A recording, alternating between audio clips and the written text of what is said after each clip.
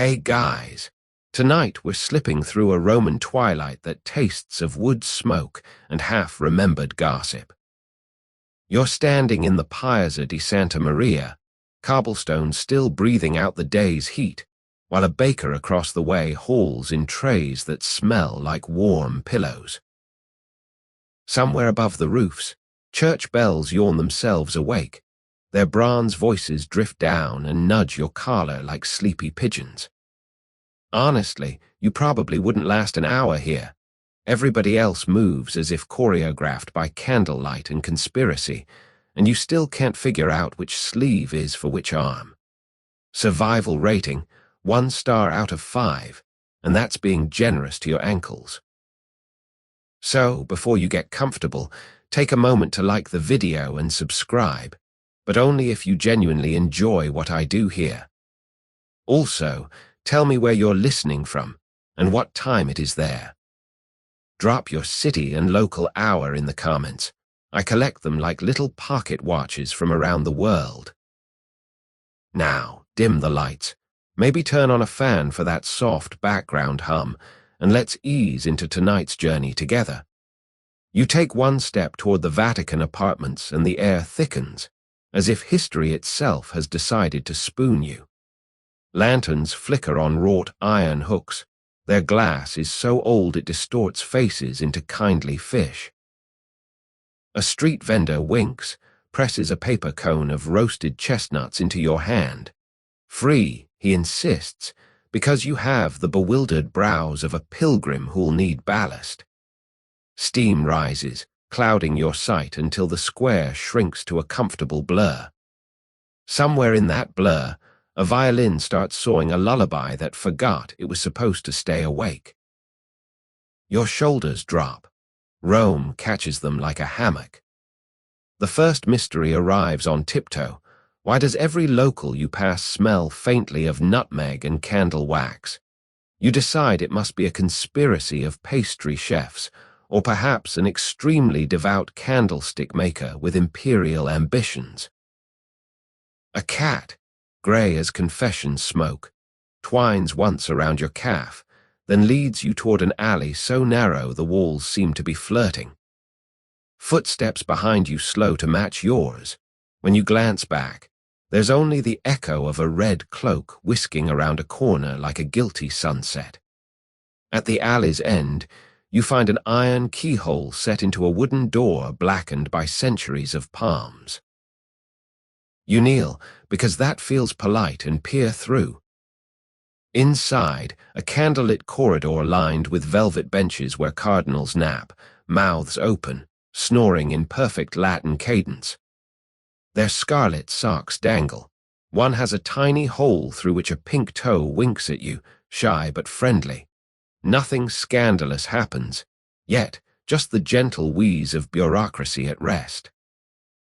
Still, you sense the hush is temporary, the way a theater holds its breath before the curtain slips. You straighten up, brush grit from your knee, and notice the chestnuts in your hand have gone cool. Their skins wrinkle like grandfathers smiling at a joke they'll never repeat. You peel one. The meat sighs out a curl of nutmeg-scented steam that matches the alley's perfume. Coincidence. Rome doesn't do coincidences. It does choreography. Somewhere inside that door, rehearsals for the infamous Ballet of the Chestnuts are already beginning, though no program has been printed and no ticket taker waits. You pocket the shell. Evidence, souvenir, or maybe just something to worry between fingers when the night grows long. A breeze nudges the door. It gives a 1/4 inch, enough for a ribbon of candle smoke to escape and braid itself into your hair. You feel welcomed, warned, and lightly greased for entry. The cat reappears, sits, flicks its tail in a motion that clearly means, after you, time traveler. You breathe in, tasting wax, roasted nut, and the faint copper of your own anticipation.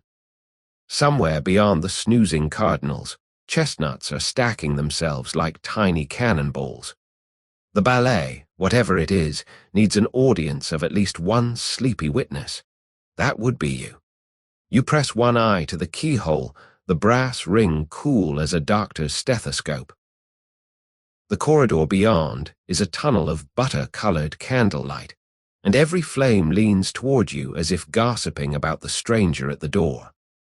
Cardinals doze on velvet benches like scarlet birds stuffed by a timid taxidermist.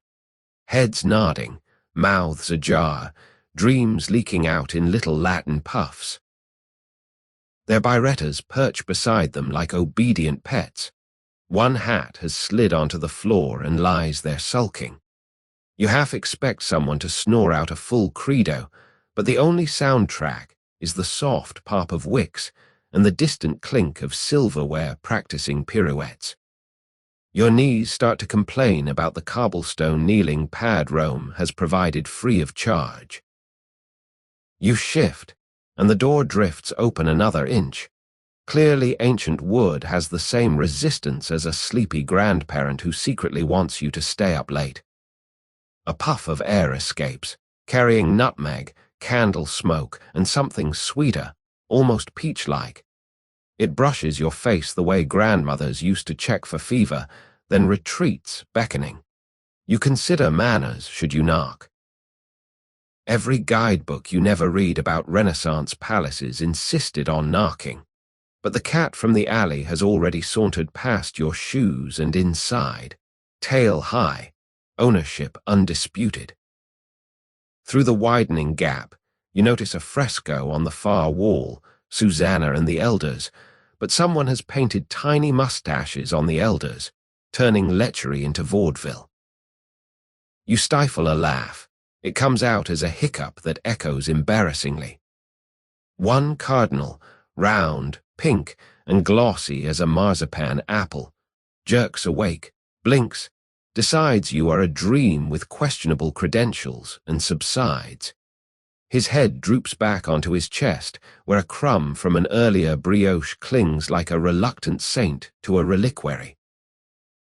The moment feels suspended in syrup. Even the candle flames pause mid-dance, waiting for you to cross the threshold. You wipe your palms on your cloak. Wait, you don't own a cloak. The fabric must be borrowed from the night itself, because suddenly you're wrapped in soft wool the color of burnt cinnamon. It smells faintly of thrift shops and incense, a combination that should be jarring but feels oddly comforting, like a thrift shop thurable. The chestnut shell in your pocket taps against your thigh, impatient. You step inside.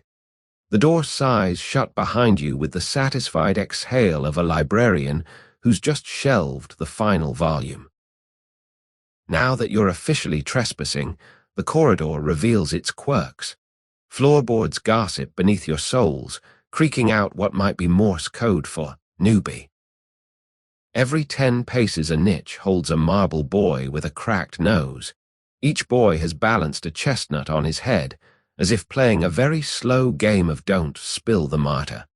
Wax drippings lace the statues like icing on tragic cupcakes.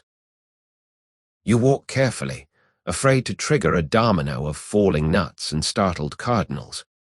Halfway down, you notice a mirror so tarnished it reflects you as a watercolor smudge. The smudge waves first, polite, and you wave back, wondering which of you is more real. At the far end, another door stands ajar, leaking a ribbon of music.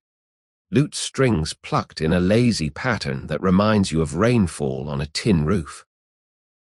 The melody is gentle, almost enough to make you forget you're somewhere you absolutely should not be. But history, like a cat, prefers to be ignored while it weaves around your ankles. You follow the tune, stepping over a cardinal's fallen rosary whose beads glow softly, as if each prayer inside is a firefly refusing bedtime.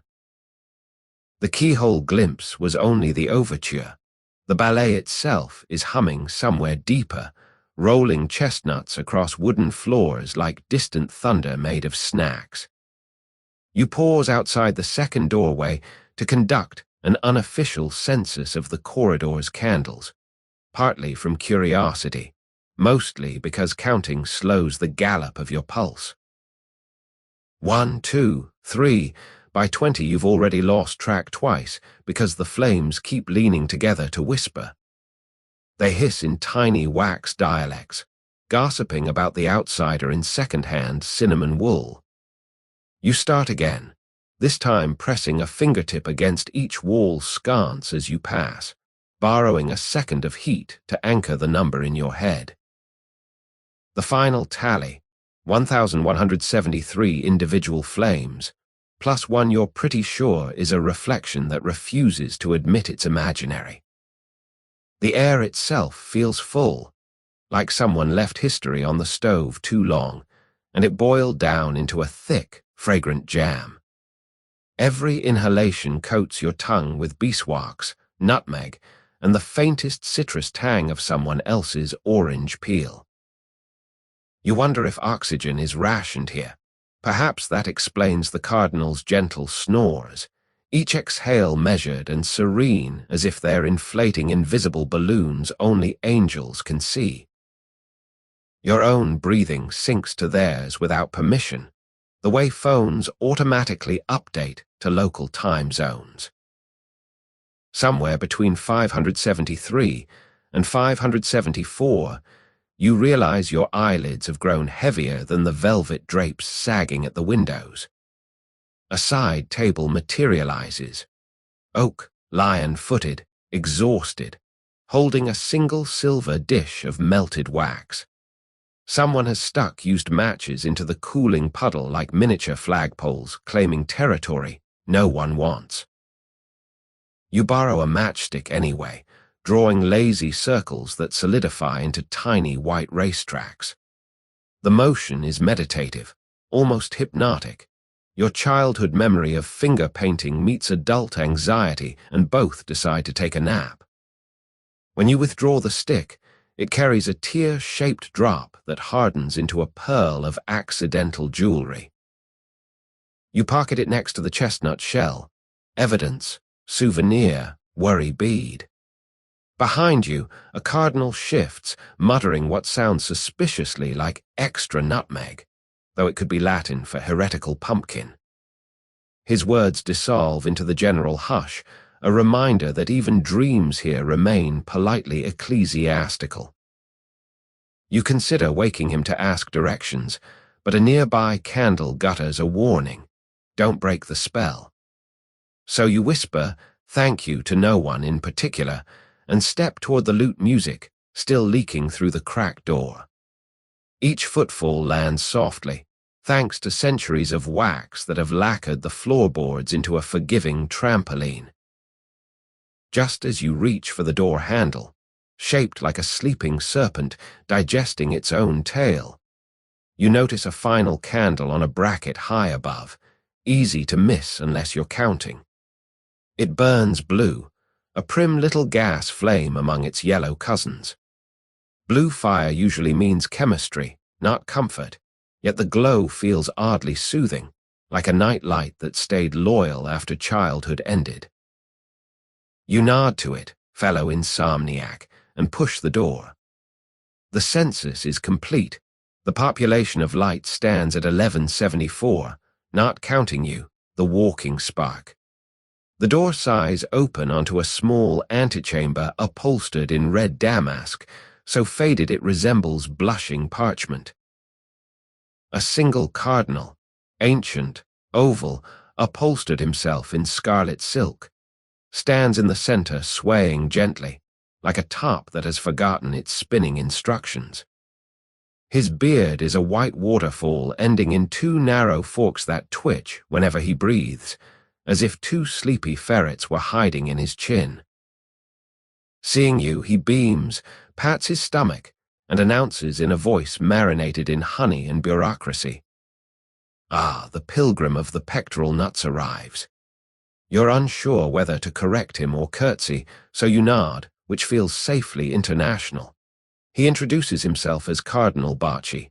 Pronounced Bacci, he insists, though the Roman dialect has already nicknamed him Cardinale Basixia, loosely Uncle Bubble. His eyes, watery blue behind gold-rimmed spectacles, blink slowly, the way lighthouse beacons consider ships that aren't in trouble. Somewhere between blinks, he decides you are a lost nephew, or at least a distant cousin of the Holy Spirit, and wraps your arm through his. The contact smells of candied orange, old paper, and something faintly medicinal. Perhaps sanctity, perhaps liniment. He leans in confidentially. His whiskers brush your cheek like frayed paintbrushes dipped in sugar. "Tomorrow night," he whispers, "we dance the ballet of the Chestnuts, very exclusive, very nutty." He chuckles at his own joke until his shoulders bounce, then abruptly stops to hiccup a tiny crumb, evidence of a clandestine biscotti. You ask, politely, what exactly happens at such a ballet, but he wags a finger the color of rare roast beef. Mystery, my child, also choreography, and cushions, many cushions.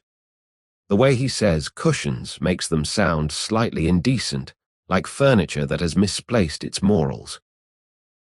Barchi steers you toward a chaise draped in fox-colored velvet that has bald spots where previous courtiers have nervously rubbed.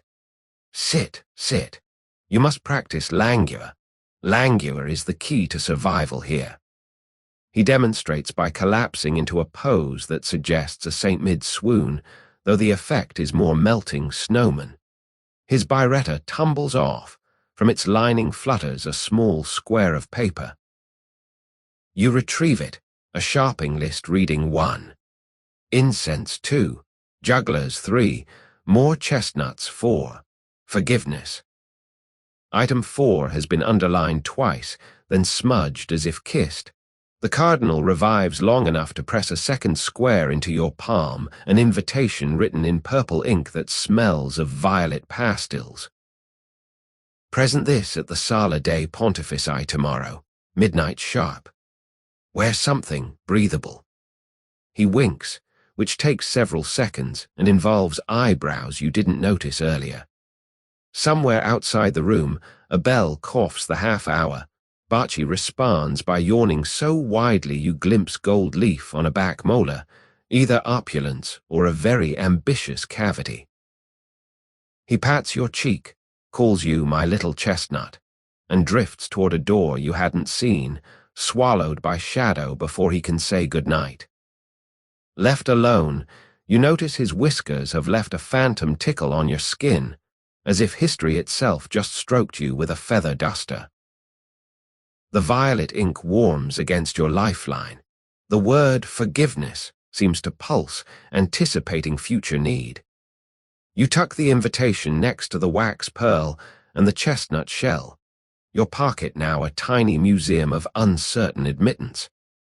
Somewhere beyond damask walls, lute music resumes, slower, sleepier, a lullaby for sinners planning mild improprieties. You exhale, practicing languor, and feel your spine melt into the fox-colored velvet like butter surrendering to toast. You wake from a micro-nap you hadn't budgeted for, the kind that steals 5 minutes and repays them in day-old confetti. The chaise is empty except for you, and a faint imprint of Cardinal Barchi's cassock shaped snow angel. Somewhere during your doze, someone, maybe the damask walls themselves, has swapped your modern clothes for a cloak of midnight wool lined with what feels like whipped moonlight. The hem brushes your calves, reassuring, conspiratorial. You stand, and the cloak swings open its inner pockets like a secret handshake. Each silk-lined pouch bulges with warm, aromatic chestnuts, their skins split into tiny grins. Apparently, you've become a walking vending machine for Renaissance snacks. A servant glides past. Shoosh, shoosh go the slippers, balancing an empty silver salver. He notices your pocket bounty, lifts an eyebrow the way a butler lifts a stray napkin, efficiently, without judgment. Signor, the nuts prefer the left pocket. The right runs hot near the heart and over roasts. You shift cargo accordingly, because who argues with a man who floats? He nods approval, then evaporates down the corridor, leaving only the faint scent of lemon starch and good posture. Somewhere in his wake, a chestnut slips from your cloak and rolls across the parquet, clicking like a tiny castanet. It fetches up against a baseboard, hesitates, and splits open to reveal a perfect curly smoke heart that dissolves before you can Instagram it. Lucky, since your phone is centuries and pockets away. You sample one of your stowaways. The meat is velvet sweet, the texture of a dream that apologized for being late. Steam writes brief cursive across your vision. Follow. You decide to interpret this as travel advice rather than existential directive, and wander deeper into the apartment. Each footstep produces a muted crunch, not from shells but from the parquet itself, which appears to be laminated with earlier festivities. Petrified petals, sugared lace, maybe a thin layer of forgiven sins. The building is palimpsest. Every soiree leaves a translucent page, and tonight you're walking on the footnotes. Ahead, a gallery opens like a pop-up book engineered by cherubs with too much time. Its ceiling is a sky of gilt stars. Its floor is littered with more chestnuts, these ones arranged in a loose spiral that curls toward an archway draped in crimson velvet. A handwritten sign, ink still wet, reads, "Dress rehearsal. Casual nudity optional. Cloaks welcome." You pat your pockets. The nuts rustle like gossiping mice. Somewhere inside the spiral, a single shell rocks gently though nothing touches it, the way faith moves in absent breezes. You step into the pattern, feeling the cloak sway, and the chestnuts tap against your hips in 3/4 time. Apparently, you're wearing a metronome. Halfway along the spiral, you meet a girl, barefoot, hair the color of candle smoke, eyes half-lidded as if she's reading a book projected on the inside of her skull. She carries no light, yet glows softly, possibly from reflected mischief. "Trade," she asks, proffering a chestnut carved into the shape of a tiny rose. You offer one of yours. She swaps, bites, smiles. "Warmer," she says, though whether she means temperature, proximity to danger, or emotional availability is unclear. She pockets your nut and drifts on, bare feet silent as thawing snow. The encounter lasts 4 seconds, maybe 5, but leaves you feeling oddly branded, as if someone stamped participant on your aura. You reach the velvet arch and pause. From the other side leaks a muted percussion, the soft clack of shells against marble, rhythmic, playful, like children practicing tap with no intention of auditioning. Your cloak decides for you, billowing gently though the air is still, nudging you forward the way a mother urges a shy toddler toward distant relatives. You part the curtain. Inside, the room is dark except for a constellation of candle stubs arranged in a perfect circle. At its center, a mountain of chestnuts, waist-high, steaming gently as if fresh from some subterranean oven. Around them, shadows stretch and bunch, preparing, you guess, to dance. The velvet arch flutters shut behind you, sealing the nut-scented darkness like a letter written in steam. You pause, letting your eyes adjust. Candle stubs blink awake one by one, shy fireflies at final curfew. Their glow reveals a low, octagonal table in the corner, walnut, lion-footed, exhausted, and on it a single parchment, edges curling like autumn tongues. Someone has weighted the map with a chestnut half-shelled, the meat gouged away to form a tiny edible continent.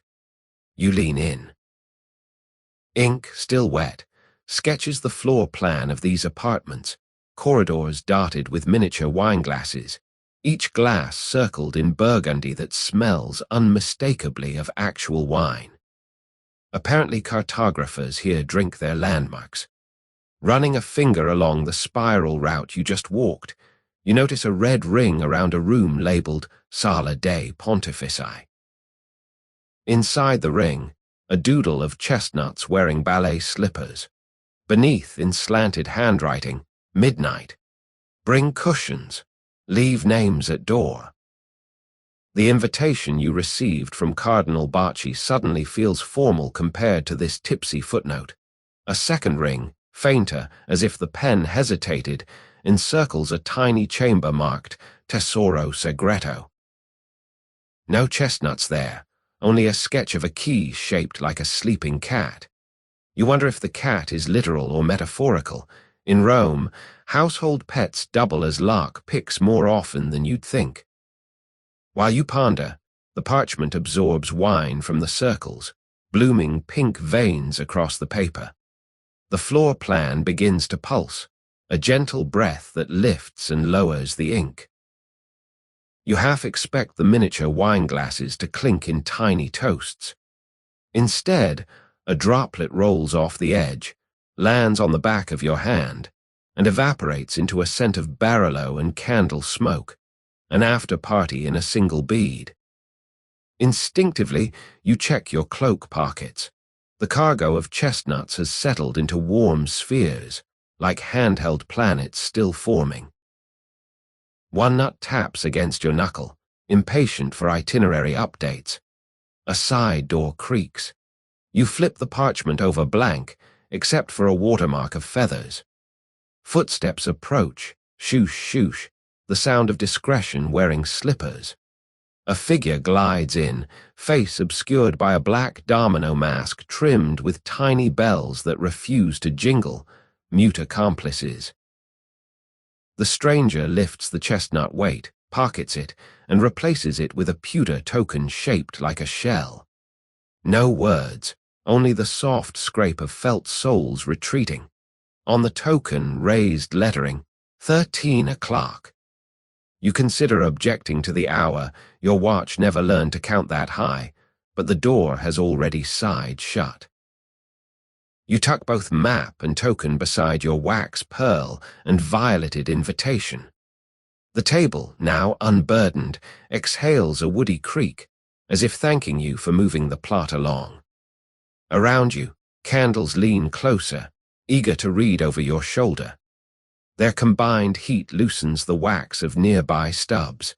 Droplets fall like slow applause. Somewhere beyond this room, servants are presumably arranging cushions, nuts, and moral flexibility into artful piles. You trace the route once more with your eyes, memorizing twists that look less like hallways and more like arteries in the heart of a very old, very tipsy organism. History, it seems, has circulatory issues, and you are the clot about to dance. You follow the map's inked artery until the corridor exhales you into a steam-drenched room shaped like a stop sign laid on its side. 8 marble sides, 8 niches, 8 nymphs pouring invisible water from 8 cracked urns, though the only liquid here is vapor, curling in slow-motion cartwheels. The air is so thick with warmth it feels upholstered, as if you've walked into a duvet that's been left to fluff itself since the Council of Trent. Your cloak grows petulant, drinking moisture until the hem weighs as much as a sleeping toddler. Chestnuts in your pockets poach gently in their own sweetness, turning the lining into a portable bakery. A single lantern hangs from the octagon's center, a brass sun whose glass is fogged cataract white. Its glow arrives softened, sepia, already nostalgic for the moment it illuminates. You half expect cherubs to paddle by on wooden spoons, but the only occupants are statues, and even they seem drowsy, chins slick with condensation like stone that's come down with a slight fever. One nymph has acquired a mustache of droplets. Her carved gaze meets yours, guilty yet unrepentant. You nod, acknowledging shared culpability in whatever happens after midnight. Benches, walnut, lion-footed cousins of the map table, form a ring inside the ring. On the nearest, someone has folded ecclesiastical laundry, 2 scarlet cassocks, a lace rochet, and curiously, what appears to be a pair of silk boxer shorts embroidered with tiny dancing chestnuts. The fabric steams, recently laundered by ambient cloud. You're no expert in papal underwear protocol, but embroidered legwear feels like a clerical flex. A label reads property of Borgia. Do not borrow unless sinless. You decide your sin ledger is already too annotated for petty theft and sit instead, letting the fog iron your thoughts flat. Time slackens. Seconds arrive languid as syrup spoons. The chestnut aroma merges with mineral damp until the room smells like dessert served in a cave.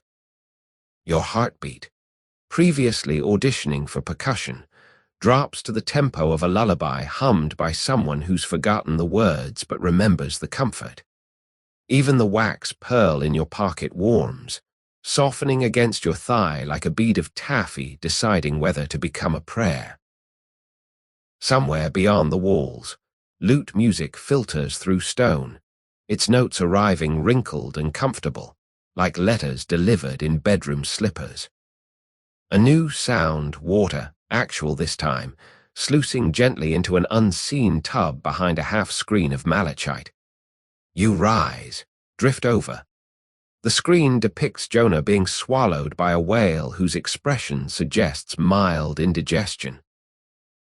Peeking around, you find a sunken bath shaped like an enormous scallop shell, steam curling from its surface in lazy S-shapes. A servant, slippers, lemon starch, same floating protocol, pours one final jug of rose-scented water, then evaporates, leaving only shoosh. You dip a hand, the bath sighs, welcoming, temperature calibrated precisely to forget. Shoes, cloak, hesitation, all feel suddenly optional, but the map in your pocket crinkles, reminding you of rings and circles and midnight. You withdraw your fingers, wrinkle them thoughtfully, and promise the bath you'll return once the ballet has finished teaching gravity how to misbehave. Steam still licking your cuffs, you step through a narrow service door and nearly trip over a pair of red-heeled slippers parked side by side like tiny sports cars waiting for valet saints. Beyond them, a study opens. Book-lined, candle-starved, comfortably messy. Papers sprawl across a desk as if a printer sneezed. On the topmost sheet an ink pot balances, brush wedged in its mouth like a pacifier. The signature beneath the ink blob, B. Castiglione, Pontifex Max, but call me Benny. Apparently even popes rebrand when nobody's looking. You hover, half certain a Swiss guard will rugby tackle curiosity, but only silence greets you, soft, slipper-socked silence that smells of sandalwood and mislaid protocols. A deck of cards lies spread in solitaire mid-game. Every face card is hand-painted, kings wearing expressions of mild food poisoning, queens smiling like they know where the antidote's hidden. The Ace of Cups features a tiny chestnut haloed by steam. Either the papacy has developed a sense of humor or someone's smuggling symbolism under the Vatican's nose while that nose is buried in paperwork. Footsteps, bare feet patting stone, approach from an inner doorway. You consider hide and seek, but the only cover is a globe the size of a pumpkin. Dignity wins. In shuffles the Pope himself, Rotchet skimming his knees, skullcap askew like a saucer that's decided to become a beret. He's younger than portraiture claims, maybe 45, with the sort of beard that grows when you're too busy thinking to shave. Seeing you, he raises not an eyebrow but a finger. Wait. Then flips the final card. It's the Joker, wearing the papal tiara. Ha! He whispers, victorious over himself, and scoops the pile into a top hat that definitely wasn't there before. Only then does he acknowledge you, eyes twinkling like someone who's hidden the last cookie and can't wait for you to find it. You must be tonight's collateral wonder, he says, voice soft as confession padding. Do you play? He fans the deck, faces now blank, backs displaying tiny dancing chestnuts. You admit you mostly play go fish. He nods, impressed by the theological implications. Excellent. Fishers of men, after all. He offers the deck. Pick, but don't look. We'll decide what it means later. Your fingers obey, drawing a card warm as fresh bread. You slip it into pocket without peeking. Faith, you suppose, is just suspense wearing vestments. He motions you closer, lowers his voice. Between us, the ballet is half apology, half birthday party. Rome adores spectacle, heaven adores forgiveness. We provide both, charge nothing, sweep up before dawn. He taps your chestnut-filled cloak. Carry extras. Nuts roll, audiences forget their lines, cushions migrate. Be the supply, not the demand. Then, almost as an afterthought, he plucks the wax pearl from your pocket, rolls it between thumb and forefinger until it glows like a miniature moon, and pops it into his mouth. Needed that, he says, swallowing your worry. Promise me you'll nap afterwards. Even popes need surrogates for sleep. Before you can promise, bells, small, silver, mischievous, tremble in the corridor. Midnight edges closer, wearing soft slippers. The Pope shoos you gently. Go. Losing time is only sinful if you insist on finding it again. He resets the solitaire, already forgetting you, or perhaps including you in the next hand. You back away, card warming against your thigh, chestnuts tapping Morse that feels suspiciously like laughter. The study door sighs shut, sealing papal nonchalance behind it, and you re-enter the hallway newly consecrated, if not to holiness, then at least to sanctioned mischief. Back in the corridor, the atmosphere has thickened to a sort of custody hush. Every sound feels like it's wearing slippers made of whipped cream.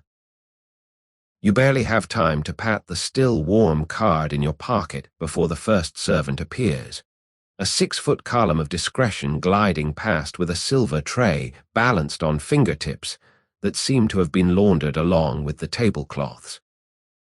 His shoes, soft, lemon-starched velvet, make no noise.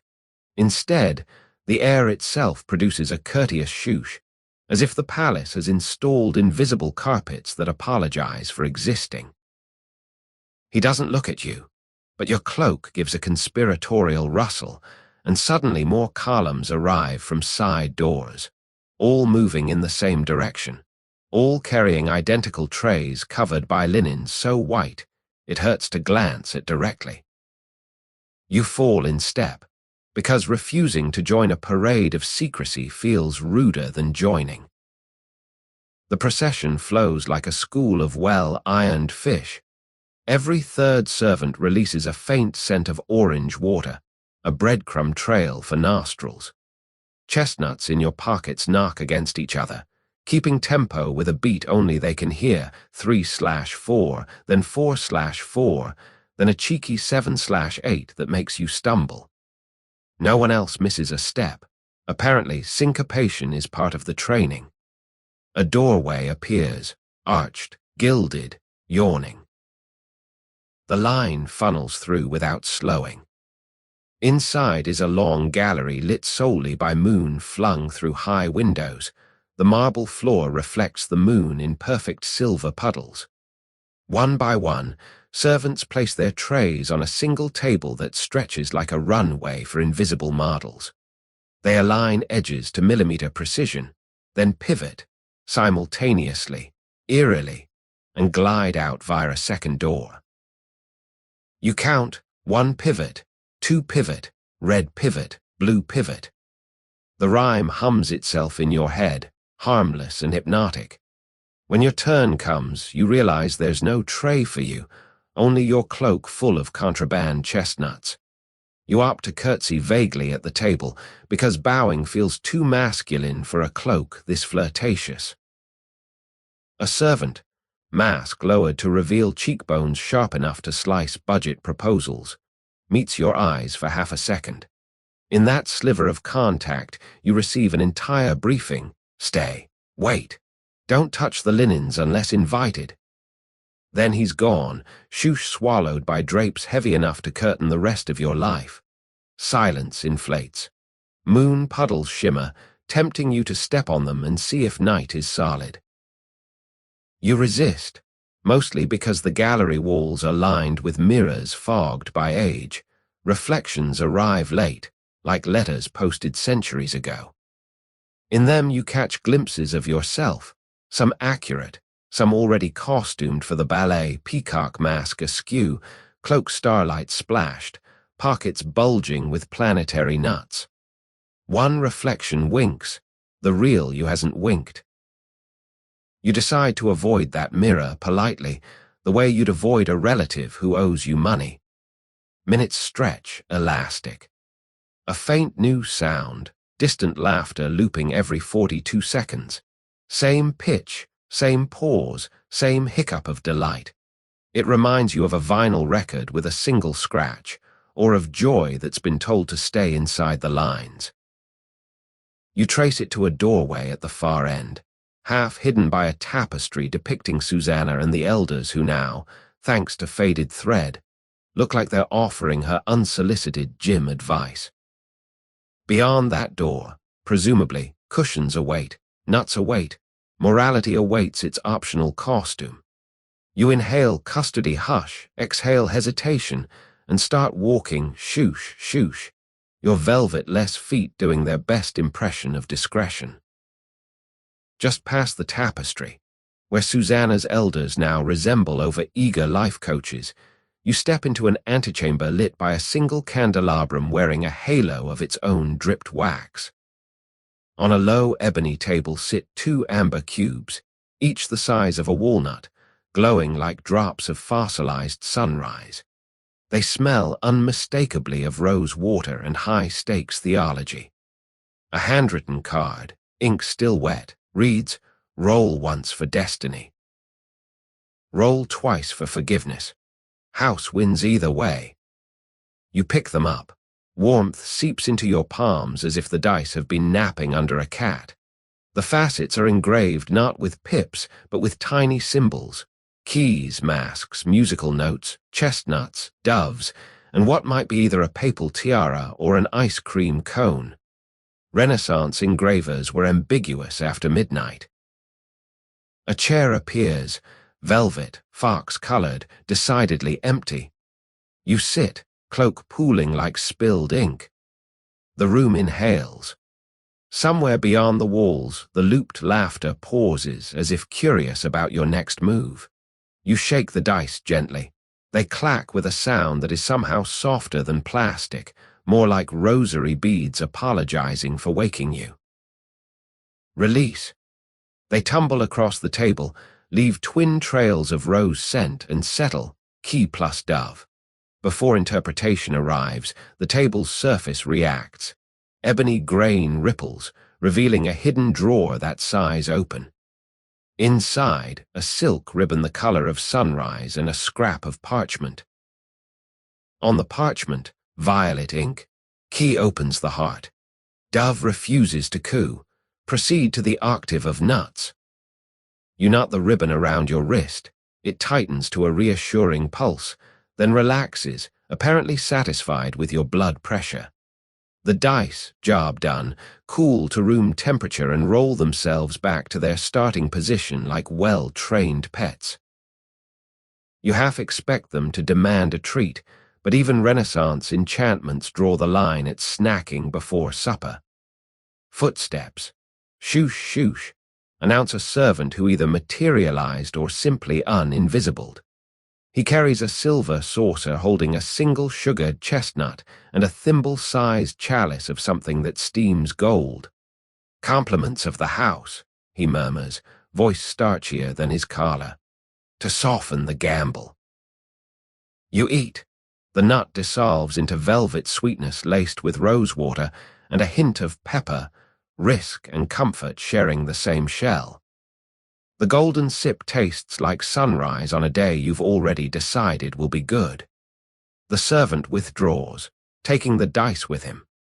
As he leaves, the ebony table's surface seals shut, grain knitting itself seamless, as if drawers were merely polite suggestions. You rise. The ribbon around your wrist gives a tiny tug, northwest, toward a door you hadn't noticed, painted the same ebony as the table, handle shaped like a sleeping dove. Apparently Destiny has GPS now. You glance back. The candelabrum flickers once, a candle wink. Somewhere the looped laughter resumes, perfectly on beat, as though your roll had been the missing down beat it was waiting for. You exhale rose and pepper, feel the chestnuts in your cloak settle like passengers fastening seat belts, and follow the ribbon's gentle lead into the next hush. The dove-handled door exhales you into open air, sudden, cool, startling as a splash of aftershave applied by a mischievous ghost. You're in a small, cloistered courtyard, high walls softened by centuries of ivy that have learned to braid themselves into polite company. Above, the moon hangs low and improbably round, a silver pocket watch forgotten by a deity who refuses to acknowledge bedtime. Its light pools on the flagstones, painting pale clocks without hands, timekeeping by mood rather than mandate. In the center stands an actual sundial, but the gnommon's shadow moves backwards, ticking counterclockwise against every lesson you skipped in physics. Each reversed second feels stretched, like taffy pulled by a patient, sleepy child. You stand on the shadow's edge. Your own silhouette steps out of you, politely shakes your hand, then reattaches at the soles. Apparently even shadows here observe courtesy. A low stone bench invites with moss-covered arms. You sit. The ribbon around your wrist slackens, apparently satisfied that you've reached the appointed coordinates. From somewhere inside the surrounding wings, muffled preparations thump and giggle, cushions fluffed, shells counted, morals loosened. Yet the courtyard itself remains an island of hush, moonlight operating on mute.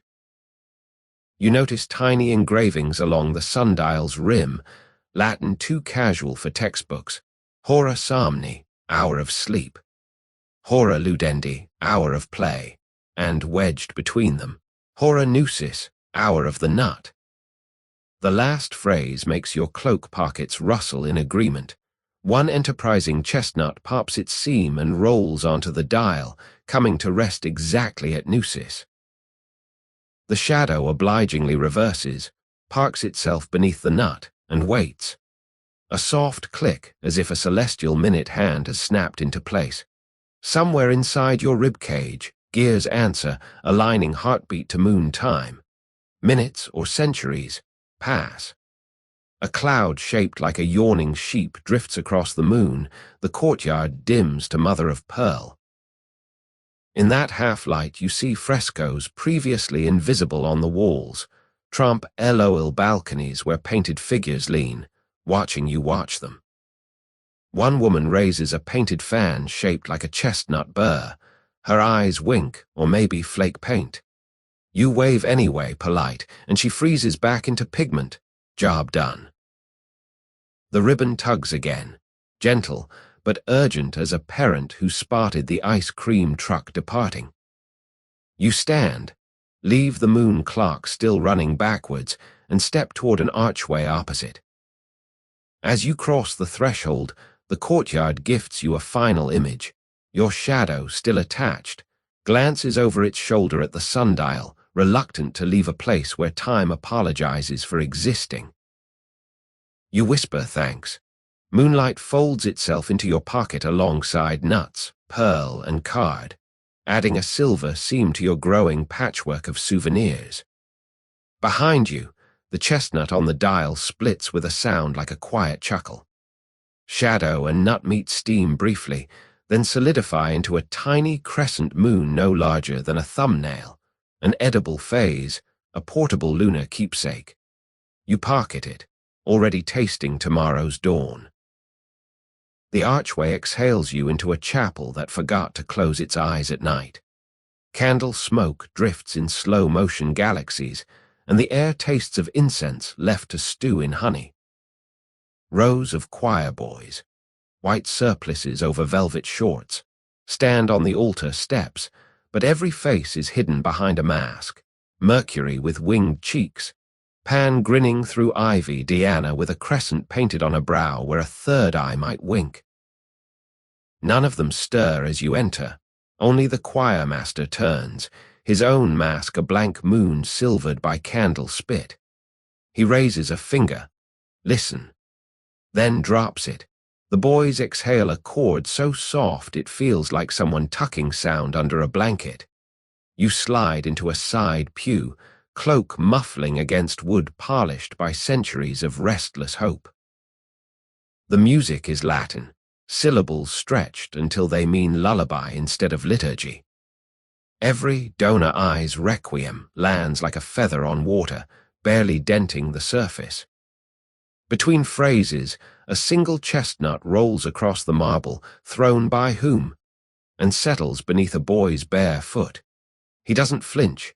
Instead, the choir modulates, matching the nut's tiny echo note for note. Apparently, percussion is provided by snacks. A small hand appears at your elbow, choir boy, mask of Apollo, eyes the color of candle core. He offers you a spare mask, simple walnut shell halved, silk ribbon threaded through. You tie it on.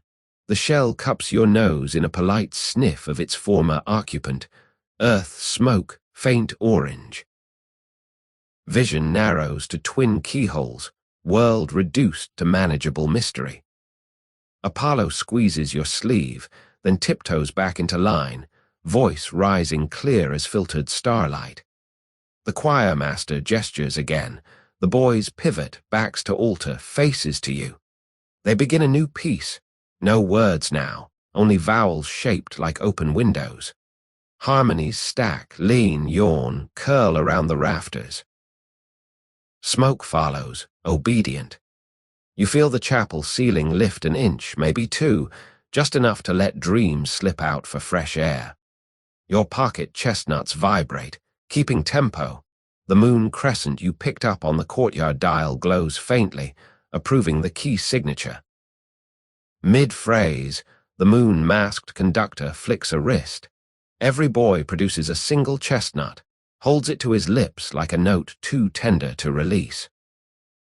On a silent downbeat, they roll the nuts across the floor toward you. Shells clatter in overlapping heartbeats, then settle into a perfect spiral, smaller echo of the pattern you walked earlier. The choir finishes on a pianissimo major third that feels like someone pressing save on the evening. Lights dim, not extinguished, simply lowered by someone who understands that darkness also deserves gentleness. The boys file out, slippers whispering, masks still in place. Apollo glances back. Even through walnut you catch his grin. The choir master bows, moon mask blank yet somehow benevolent, then extinguishes his candle by pinching the wick between wet fingers. No sizzle, just acceptance. Alone, you kneel. Gather the spiral of chestnuts into your cloak. They're warm, as if storing sung notes. The chapel exhales once, content, and you tiptoe out, shoes suddenly too loud for a room that has agreed to keep secrets in exchange for lullabies. The chapel door closes behind you with the softness of a librarian kissing a rare book goodnight. You find yourself in a passage you swear wasn't there before, walls of raw stone licked by torchlight, ceiling low enough that your cloak brushes it and steals a streak of soot. Somewhere ahead, a drum taps a heartbeat that's slower than yours but patient enough to wait for sync. You follow, boots crunching politely on strewn husks, until the corridor exhales into a vaulted kitchen that smells of sugar, smoke, and mild pyromania.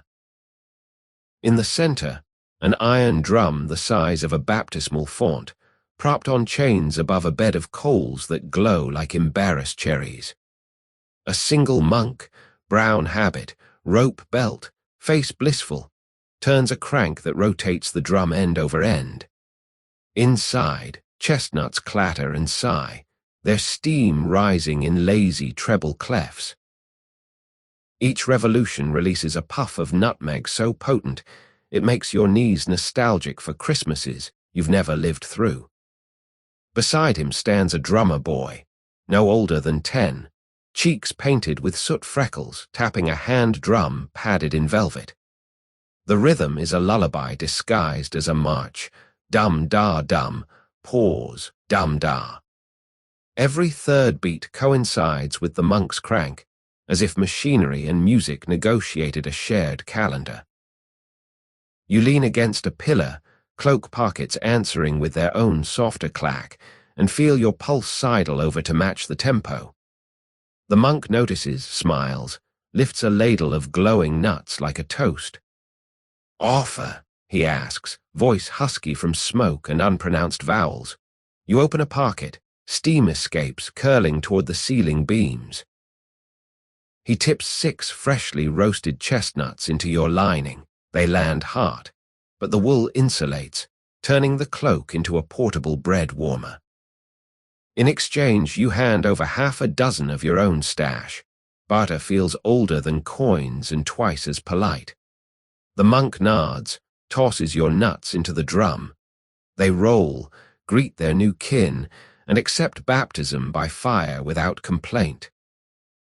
Drummer boy winks, switches rhythm, now a gentle 6/8, C swell time. He hums under his breath.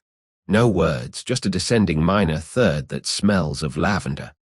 The monk slows the crank to match. Coals settle, sparks floating like drowsy fireflies. Somewhere in the rafters, a cat, grey garage band cool, yawns in 6/8, tail flicking on the offbeat. You slide down the pillar until stone meets shoulder blades. Heat from the drum kisses your shins. The cloak's inner bakery perfumes your collar. Eyes half close. The ceiling turns into night sky, each soot smudge a nebula. Drum, crank, steam, heartbeat. 4 instruments negotiating a truce with silence. You feel your spine liquefy, worries rising to the rafters where the cat bats them into corners. The monk sprinkles coarse sugar onto the coals. It flares blue, scent of burnt marshmallow and distant carnival. He whispers something, maybe Latin, maybe lullaby Esperanto, then tips the drum one final time. Chestnuts cascade into a wicker basket lined with linen the color of candle smoke. A handful is wrapped in a napkin, pressed into your hands. "For the pillows," he says, winking. They soften impact and conscience. Drummer boy ends on a heartbeat thud, palms flat against the skin, shhh, coals dim to ember blush. The cat lands beside you, purring in diminished fifths, and begins grooming your bootlace. You stay another minute, maybe 2, collecting pieces of quiet the way children collect shells. When you finally stand, legs feel newly laundered, pressed, and folded for tomorrow. You leave the kitchen lighter, though your pockets are heavier. Behind you, chains creak as the monk hoists the drum for its next batch of souls. The lullaby doesn't stop. It merely moves indoors, humming through floorboards, following like smoke under a door. Somewhere ahead, cushions wait, morality loosens its tie, and midnight rehearses its final cue. The corridor spits you into a dressing antechamber that smells of warm irons and nervous laughter. 2 long racks of costumes stand like opposing armies, one side biblical chic, sandals, shepherd crooks, robes in shades of desert and revelation.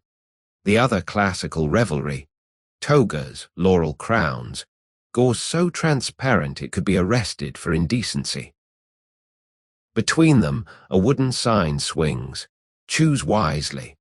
Laundry surcharge 1 decade off purgatory. A valet appears, mask of mercury, cheekbones sharp enough to sign documents, measuring tape draped round his neck like a silk snake. He eyes your cloak, clucks.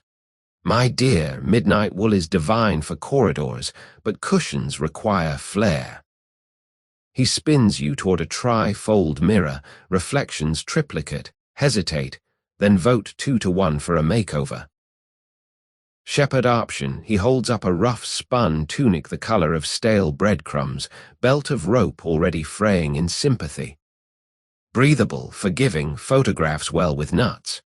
He produces a crook, willow, lightweight, then balances a chestnut on the curve.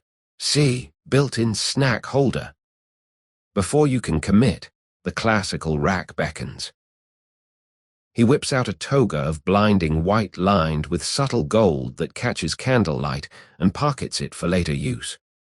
Laurel crown arrives, leaves coated in flexible wax so they won't crack when you inevitably forget you're wearing vegetation.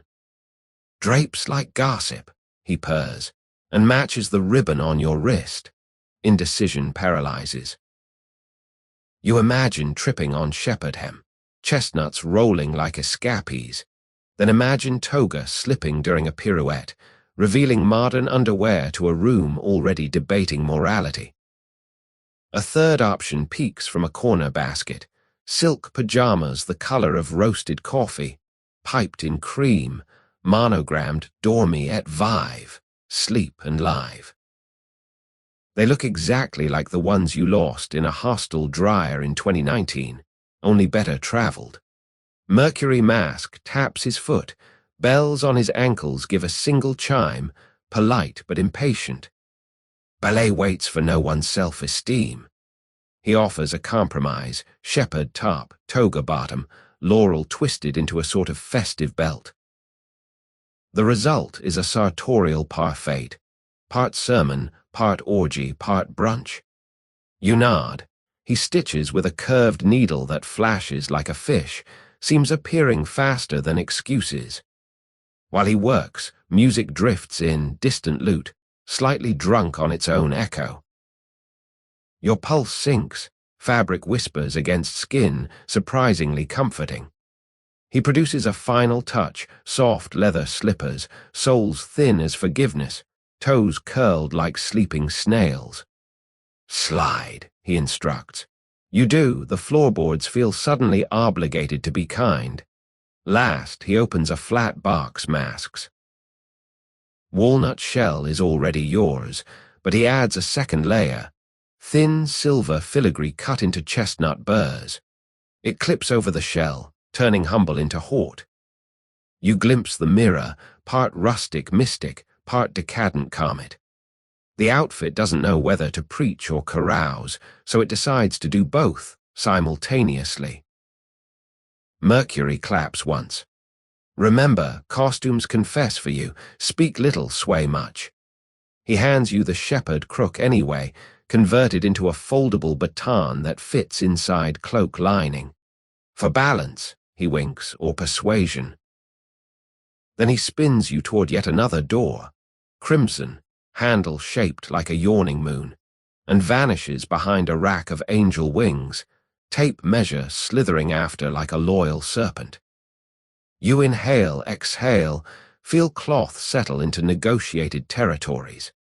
Chestnuts knock against your new silk pajama waistband, adjusting to upgraded real estate. Somewhere beyond the crimson door, cushions call, drums mutter, morality loosens its collar. You flex your slippered toes, promise the night you won't trip over its expectations, and push forward, half sermon, half revel, wholly unprepared. The crimson door exhales you into a spiral stairwell, so narrow, the walls feel like they're flirting. Stone steps dip in the middle, scooped out by centuries of shoes that refuse to believe in elevators. A single torch flickers overhead, throwing shadows that run ahead like children late for supper. You start downward, then upward, then realize the staircase hasn't decided its own direction. Gravity negotiates per step. Remembering the valet's advice, speak little, sway much, you let momentum choose. Upward wins. You count aloud because numbers feel honest in the dark. Uno. 2. 3. By 7, the air warms, tasting of candle smoke and distant orange peel. At 12, a niche appears, marble boy, nose cracked off, balancing a chestnut on his head like a saint who misunderstood the relic. You salute, continue. Tredesai. Quattordesai. 18 introduces a window slit just wide enough for Moon to slip you a love letter. You pause, read it, silver ink on night parchment, then fold the light into your cloak for later. Dishanove. Venti. At 21, steps narrow further, your shoulders brush stone that's been polished by cardinals who evidently enjoyed sideways climbing. Chestnuts in your pockets knock gently, counting with you in muffled Morse. Ventitre. Ventiquattro. 25 gifts are landing the size of a dinner plate. A door, child-high, oak, iron-studded, stands ajar. Through the gap, lamplight and the smell of fresh parchment. Tempt murmurs, but the ribbon around your wrist tugs upward, vetoing detours. Ventisai. Ventiset. 30 arrives with a subtle shift in acoustics, each footfall now doubled, as if someone invisible steps exactly where you do, only barefoot. You experiment toe-heel. Echo obeys, adds a soft giggle. Apparently even echoes are costumed tonight. Trentuno. Trentadu. Trentatre. 33, final step, deposits you onto a small balcony overlooking a long gallery you've never seen on any floor plan. Below, servants arrange mountains of cushions in perfect concentric circles, each pillow fluffed to a sigh. You crouch behind the balustrade, marble cold against your silk pajama knees. Counting again, this time the cushions, one ring of 12, one of 20, innermost of 6. 38 pads for 38 guests, you guess, though no one has offered you a number, let alone a seat assignment. The ribbon on your wrist loosens, as if relieved its navigational duties are done, then curls into a polite coil that smells faintly of sunrise. Below, a lone figure tests the drum. Tap, tap, sending a hollow boom through the gallery that makes the torch flames bow. It's the moon-masked choirmaster from the chapel. Only now his robe is cloth of silver and his baton a peeled chestnut shoot. He raises 2 fingers, servants freeze mid-fluff, pillows hovering like obedient clouds. Satisfied, he sketches a circle in the air. Cushions settle, perfect as macarons in a boutique window. You consider descending, but the staircase behind you has already begun to erase itself. Steps smoothing, torch guttering, as if 33 is a secret it regrets telling. Forward, then. A narrow stair curls from the balcony into the gallery, white marble, no railing, width of a tightrope. You descend sideways, shepherd, toga, hem whispering apologies to each step. Halfway down, the moon through a high window spotlights you like a tardy actor. Below, heads tilt, servants choirmaster, nobody gasps.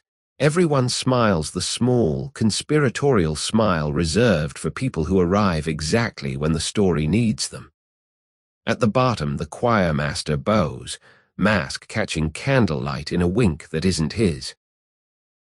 Key and dove, he says, your dice roll from earlier. Welcome to the hush before roll.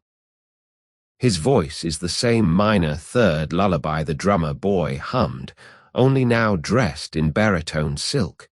He gestures to the innermost ring of 6 cushions the color of roasted coffee. One bears a tiny walnut shell mask stitched to its corner, your seat apparently. You sink. The pillow sighs, accepts confession. Servants resume their quiet choreography, baskets of nuts placed at compass points, lanterns dimmed to ember blush, a final cushion fluffed directly behind you, moral support, literally. The choirmaster taps the drum once more.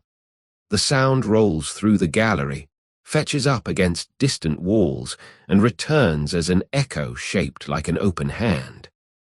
Somewhere overhead, a clock prepares to strike an hour that doesn't exist yet.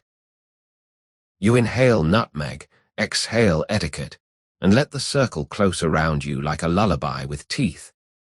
The gallery settles into a hush so complete you can hear the candle wicks growing shorter, apologizing for the inconvenience.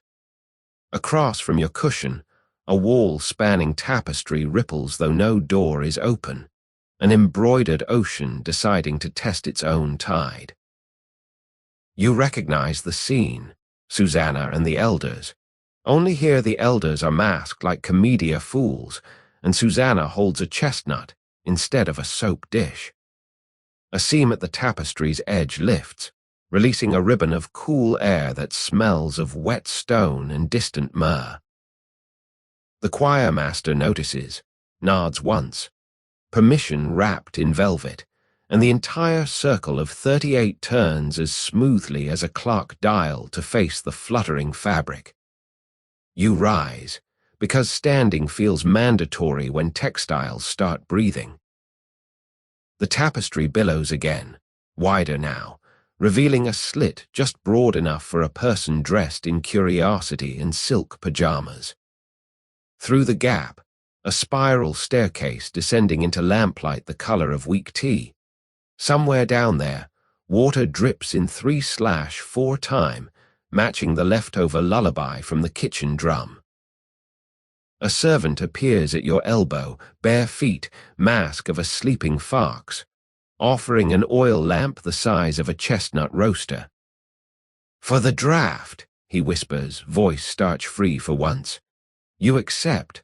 The glass is warm, recently cuddled by someone's palm. Behind you, the choir master taps his chestnut baton once.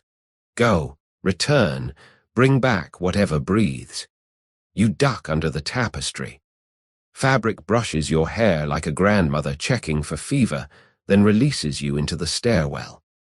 The lamp throws gold coins of light onto stone that's slick with generations of candle breath.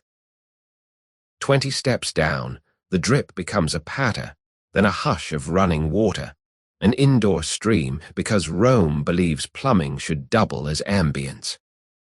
At the bottom, an antechamber opens, low and cool, ceiling vaulted like the inside of a loaf.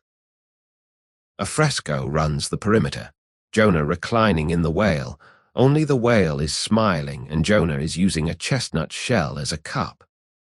The stream runs through a channel at your feet, clear enough to see chestnut husks sailing like tiny boats toward an unseen sea. You kneel, dip a finger. The water is blood warm, comforting, apologetic for being cold nowhere. Opposite wall, another tapestry, this one showing a key wearing a dove's wings. It shivers though the air is still. You lift the lamp. Light strikes gold thread, makes the dove key glow beckon. As you approach, the tapestry lifts itself, revealing a niche no deeper than a dinner plate. Inside sits a single object, a wax seal the size of your thumb, imprinted with the same symbol, key and dove conjoined. Beside it, a fresh chestnut shell split, revealing not meat but a folded scrap of parchment. You uncurl it with damp fingertips. Violet ink familiar, seal what you borrow. Unseal when you forgive. Both may happen before breakfast. You pocket seal, parchment, and the empty half shell. Evidence, souvenir, future plate for regret. When you turn to leave, the tapestry falls, kissing the wall with a sound like a closed book satisfied with its ending. Footsteps echo above, 38 cushions shifting, audience politely curious. You climb, lamp leading, water humming farewell. Back through the seam you emerge into the gallery. The tapestry settles, embroidery smoothing until elders and Susanna look innocent again, though Susanna now winks, or perhaps you imagined it. You reclaim your cushion, It embraces your knees like a cat that's worried you'd stayed out too late. The choir master raises an eyebrow. Moon Mask, canting the question, "Found anything?"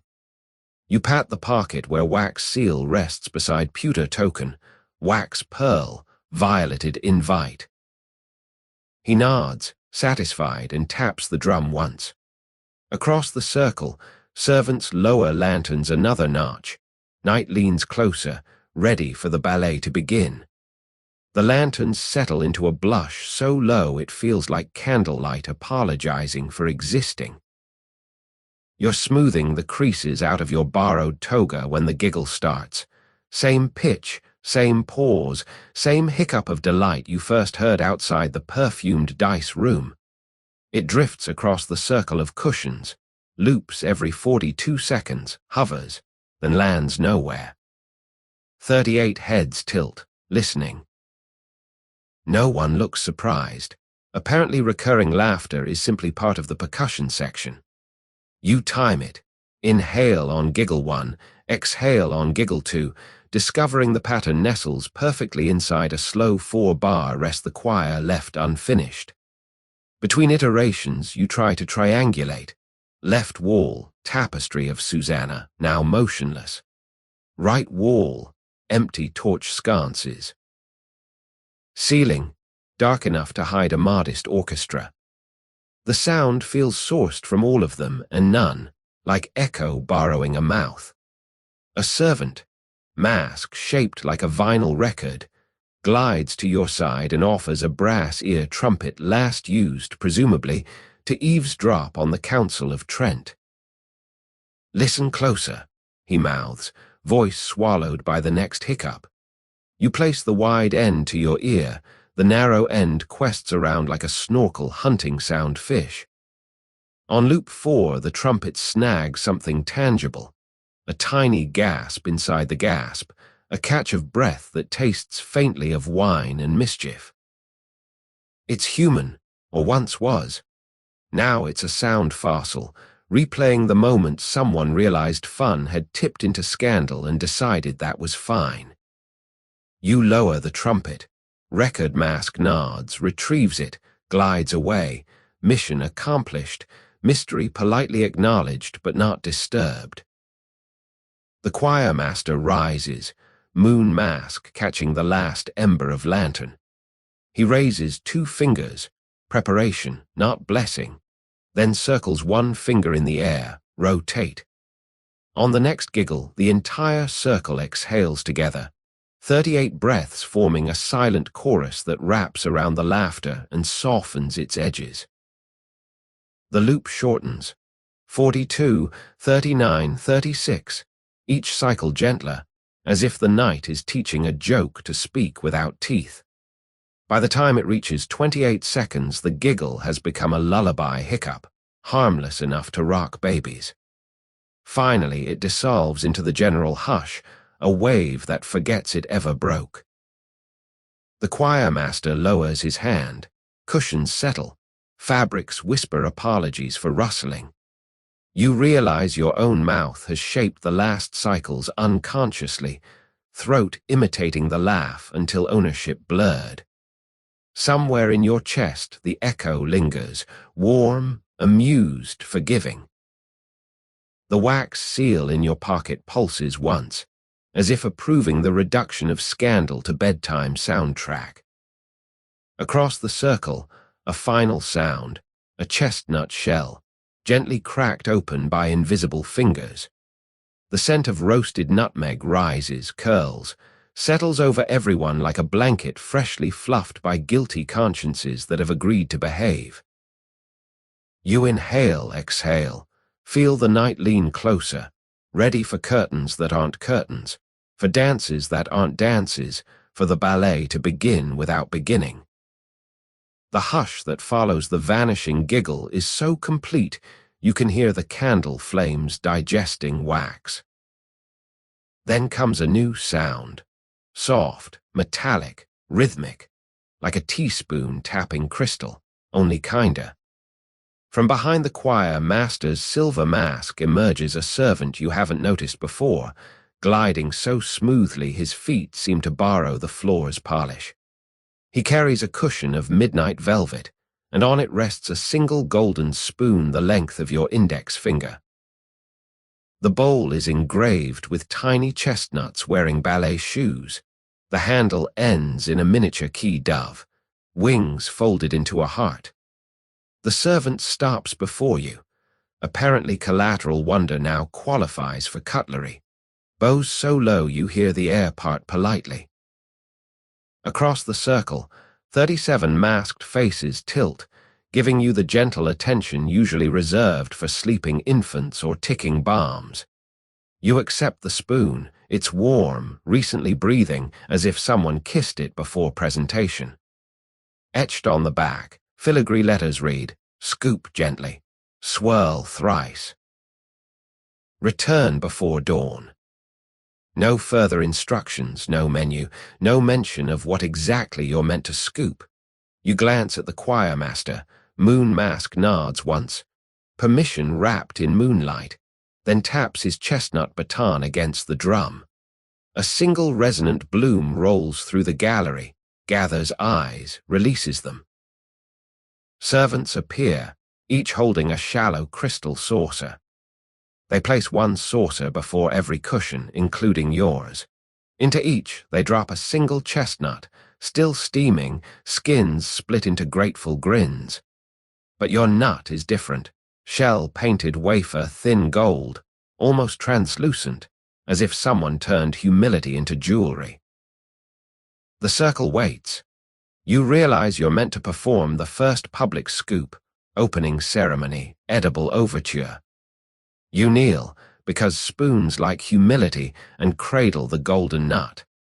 The shell feels fragile, so you angle the spoon like a shoehorn, ease the tip into the split.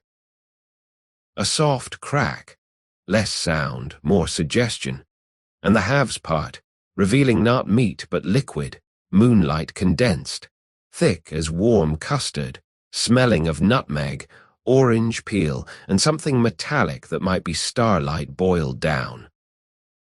You scoop, swirl once, twice, thrice. Custard spirals, catches candle flame, turns opalescent. The circle inhales. 37 tiny gasps braid into one communal shawl. You taste. Flavor arrives in layers, first comfort, then wonder, then a gentle wash of embarrassment at ever having worried about anything.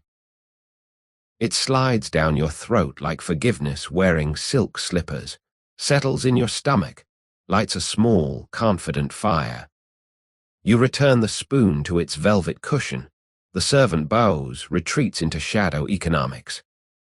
Around the circle, guests duplicate the ritual, ordinary nuts cracked by ordinary silver, but each face softens as steam rises, as if every shell contains a private lullaby. No one speaks. The room is too busy listening to hearts changing gear. When the last spoon clinks against crystal, the choir master raises his baton. From the baskets at compass points, servants pour chestnuts across the marble, hundreds, thousands, until the floor becomes a wooden sea. They roll, click, settle into the spaces between cushions, forming a perfect spiral that mirrors the one you walked what feels like centuries ago. The golden spoon, job complete, cools to room temperature but retains a faint pulse against velvet. Heartbeat of metal that tasted starlight and decided to stay awake for the show. You pat your pocket, wax seal, pewter token, violeted invite, and now a memory of custard made of moon. Somewhere overhead, a bell coughs once 13 or maybe one, announcing that the ballet is no longer waiting for permission. The choir master lowers his baton. The spiral of nuts steadies, as though the floor itself has taken a deep breath and decided to keep it. Overhead, the lanterns dim further, flames shrinking into polite pupils, until the only real light comes from the painted ceiling. It's a cosmos someone once decided could double as a lullaby, indigo wash, gilt stars, a moon that looks freshly peeled. You lie back on your cushion. Invitation says optional recline, and your spine votes yes, letting the cloak billow into a makeshift quilt. Around you, 37 other guests mirror the movement. The room becomes a garden of supine constellations, each person a private galaxy waiting to be named. The ceiling moon blinks. Not a flicker of paint fatigue, an actual slow eyelid shutter, gentle as a parent checking whether you're finally asleep. You wait. It blinks again, then glances sideways, embarrassed at being caught. Apparently even frescoes suffer insomnia tonight. A star detaches, tiny gold leaf flake, drifts downward, spinning like a bored firefly. It lands on your cheek, warm, not burning, more like a kiss from someone who remembers your birthday but never mentions it. You transfer it to your palm. The leaf adheres, turning into a faint glowing dot, a personal North Star now hiring for directions. The choir master's voice floats, disembodied, mask silvering the dark. Watch until watching forgets you. Fall until falling feels up. The ballet begins in the blink you miss. Ceiling constellations rearrange themselves, sliding across indigo like beads on an abacus. They spell, briefly, a word you can't quite read. Maybe not, maybe now, maybe simply nod. You nod, the word dissolves, satisfied. More stars let go. They drift in lazy parabolas, landing on hair, eyelashes, the crook of elbows, tiny passport stamps for travelers who never packed. Each arrival brings a scent, nutmeg, sandalwood, distant rain on hot cobblestones. The room becomes a perfumed snow globe. Shake gently. Your private star migrates from palm to fingertip, then lifts off again, rejoining the slow constellation waltz. Above, the painted moon yawns, actually yawns, revealing, for a heartbeat, a second moon behind it, smaller, paler, like a secret the first moon had been sheltering. Both moons blush at discovery and slide apart, reclaiming their poker faces. Below, breathing synchronizes. 38 chests rise, fall in no pattern you can conduct, yet the collective hush sounds orchestral. You feel the ceiling lower a fraction, gentle as a mother adjusting a blanket, until starlight rests just above eyelashes. Close enough to taste, far enough to keep its mystery. Your eyes half close. The spiral of real chestnuts on the floor begins very slowly to rotate, 1 degree, maybe 2, guided by nothing visible. Shells click like distant castanets, then settle, lulled by their own tiny tide. Above, the indigo deepens into true night, swallowing guilt until only the private stars remain, hovering like fireflies that signed a non-disclosure agreement. The ceiling blinks once more, giant lunar eyelid, then decides you're finally asleep and keeps its eyes open to watch over the dream it has borrowed. You exhale. Starlight settles onto lashes, weighing them down just enough to make closing irresistible. Somewhere inside the hush, drums prepare, nuts prepare, morality loosens its final button. But for now, there is only the borrowed sky, blinking very slowly, counting you down into the ballet. The ceiling moons dim to a polite night-light glow just as a new scent arrives. Butter, saffron, and something sugared that might be a dessert apologizing for being late. A low rumble of furniture on marble announces the banquet, long tables skating in from side doors, propelled by servants who glide like swans that have taken evening classes in discretion. They move in perfect synchrony, silver clashes winking, goblets chiming, tablecloths billowing, until they settle with a communal sigh so content it could lull a bishop into nap. You remain reclined on your cushion, but the tables arrange themselves around the spiral of nuts, forming a concentric horseshoe that includes you without asking you to stand. Protocol, apparently, is optional when upholstery is this persuasive. A plate materializes before you, porcelain so thin the candlelight shines through, revealing painted chestnuts wearing tiny papal tiaras. The plate itself sighs when you touch it, a small exhalation of steam that smells of orange blossom and freshly ironed secrets. Servants lift clashes in perfect wave motion, reveal, retreat, vanish. Under yours sits a single pear, ivory skin blushed with rose, stem gilded, seated on a cushion of its own lilac velvet naturally. The pear quivers, then hums a two-note lullaby only your molars can hear, low, sweet, vaguely maternal. You realize it's been poached in wine, spices, and a chord of minor key longing. Across the horseshoe, other guests receive variations. Cardinals get sugared figs that glow like rubies on a dimmer switch. Courtiers receive marzipan chestnuts wearing masks of their own faces. The drummer boy from the kitchen gets a single raisin the size of a coin, which he pockets for later percussion. No one speaks. The banquet is a silent auction of comfort, bids placed by eyelids growing heavier with every exhale. A goblet appears, crystal, stem shaped like a tiny shepherd's crook, filled with something that looks like liquid moonlight and tastes like forgiveness carbonated. You sip, bubbles rise, carrying away the last crumbs of worry you didn't know you'd stored between back teeth. Your cushion beneath seems to plump itself, cradling hips like a mother adjusting blankets in a crib.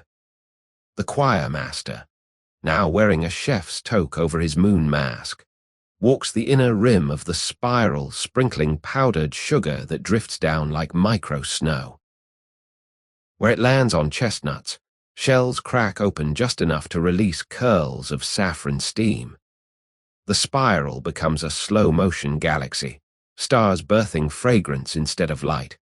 You taste the pear, flesh yields like a dream giving up plot. Juice runs. You catch it with the golden spoon from earlier, realizing utensils here multitask between courses and life advice. The lullaby inside the pear migrates to your tongue, then to your heartbeat, slowing both to a saffron tempo. Tables, sensing satiety, begin their retreat, cloths billowing backwards, plates skating after, goblets curtsying themselves into oblivion. Before vanishing, your plate offers one last sigh. This one sounds suspiciously like, "Thank you." You answer with a drowsy nod, cheek already seeking the cushion's invitation. Around the horseshoe, guests recline in synchronized descent, backs finding pillows, eyes finding the star-freckled ceiling. The banquet hasn't ended. It's simply tucked everyone in, promising dessert dreams instead of dessert. You feel the pear lullaby reach your toes, informing them that standing is currently out of office. Above, the twin moons blink approval, dim to true night light, and begin their own slow recline against the indigo. Somewhere inside the spiral, a single chestnut rolls, clicks, and stops. Final punctuation on a menu written in size. You inhale saffron, exhale compliance, and let the banquet rock you toward whatever dance is patient enough to wait for full stomachs and emptied worry. The banquet sighs itself to sleep, plates gone, tablecloths evaporated like polite ghosts, but one linen rectangle remains, folded on your cushion like a dessert you can't digest yet. It's a napkin the color of unstarched morning, embroidered with tiny equations written in black thread. X equals cushion divided by sin. Nut. Y equals giggle times echo morality. A jester appears, literally pops up from behind a pillow mountain, bells jingling in minor thirds to avoid waking the dozing guests. His outfit is patchwork of previous costumes, shepherd tweed, toga fringe, papal boxers peering from pockets like shy relics. Cap bells chime the exact tempo your heart adopted after the pear lullaby. Apparently he tunes himself to whoever's nearest. He taps the napkin. Homework, he whispers, voice like a pencil that's learned to giggle. You can't dance until the maths behaves. He produces a quill cut from a chestnut twig, offers it handle first. Ink arrives via servant, inkwell carved into a die, the very cube you rolled earlier now repurposed as liquid reservoir. Rose-scented ink glints, refuses to drip, too polite. You flatten the napkin on your knee. Around you, 37 reclining guests breathe in logarithmic waves. Someone snores a perfect sine curve. The jester points to equation 1. Solve for optimal mischief density. Units must be cushiony. You write carefully. Numbers feel illegal on fabric, but the thread welcomes companionship. X equals 1 cushion divided by 1 nut times forgiveness coefficient. You approximate forgiveness as 0.8, because tonight feels 80% redeemable. The napkin glows faintly, accepts your answer, embroiders itself a new line. Proceed to Y. Y equals, giggle loop, 28 sec times echo decay, morality remainder. You plug in known quantities. 28, 0.95 decay, morality currently napping at 0.1. Result, Y approximately 26.5 units of harmless scandal, exactly 1 ballet's worth. Napkin folds itself into an origami chestnut, then unfolds, blank except for a final prompt. Constants may vary with dawn, variables are forgiving. Jester applauds, sound of bells arguing over who's jinglier, then swaps the napkin for a fresh one, this one pre-folded into a conductor's baton. He offers it. When you grip, the baton warms, hums with the same saffron tempo the pair instilled. Apparently you've been promoted to honorary timekeeper for the upcoming dance. He produces a tiny abacus made of chestnut shells, slides 1 bead, countdown from 13. Bead clacks, gallery answers with a collective inhale, guests waking just enough to register permission.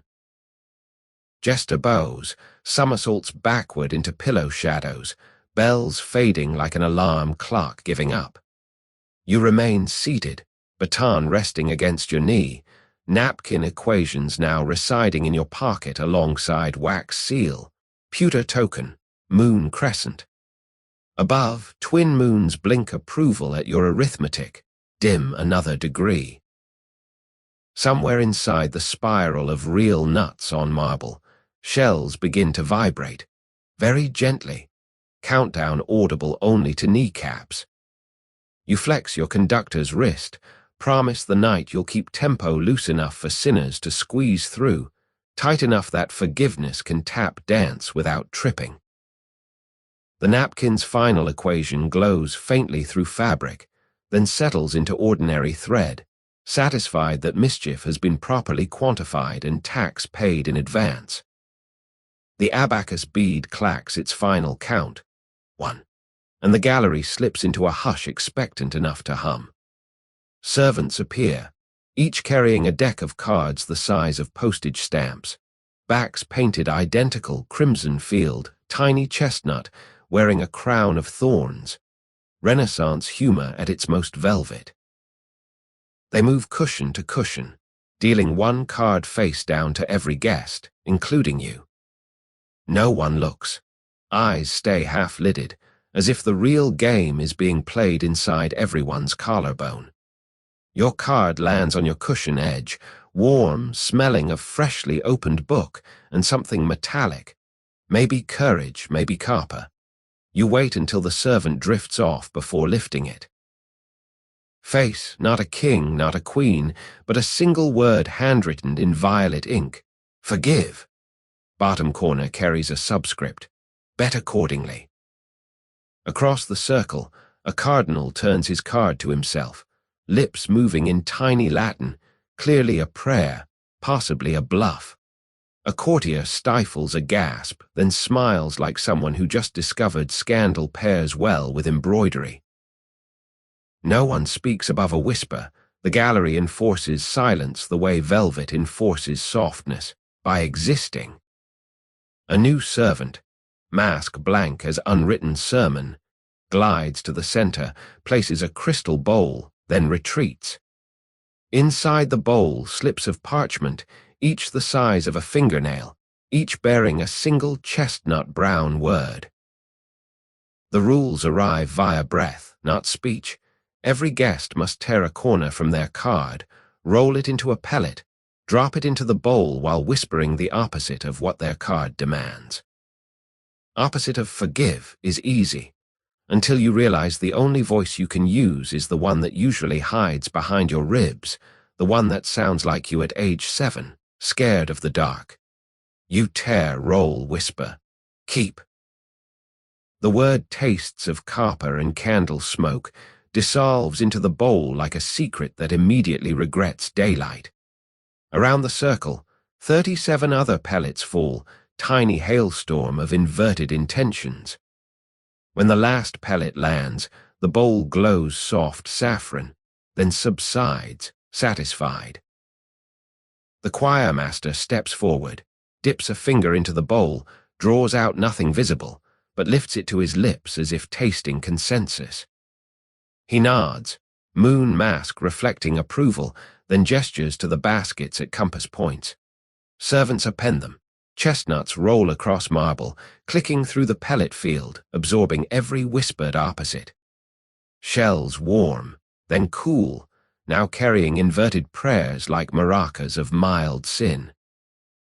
You feel your card re-knit in your palm, corner restored, word unchanged but softer at the edges, as if forgiveness has been laundered and line dried. It glows faintly, then settles into ordinary cardstock, ready for pocket archaeology.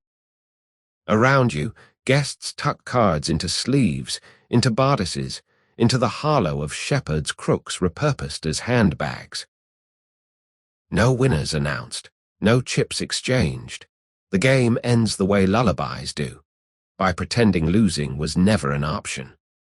The choir master taps his chestnut baton once, gentle punctuation, then retreats to the outer ring, leaving the marble sea to roll its new cargo in slow spirals.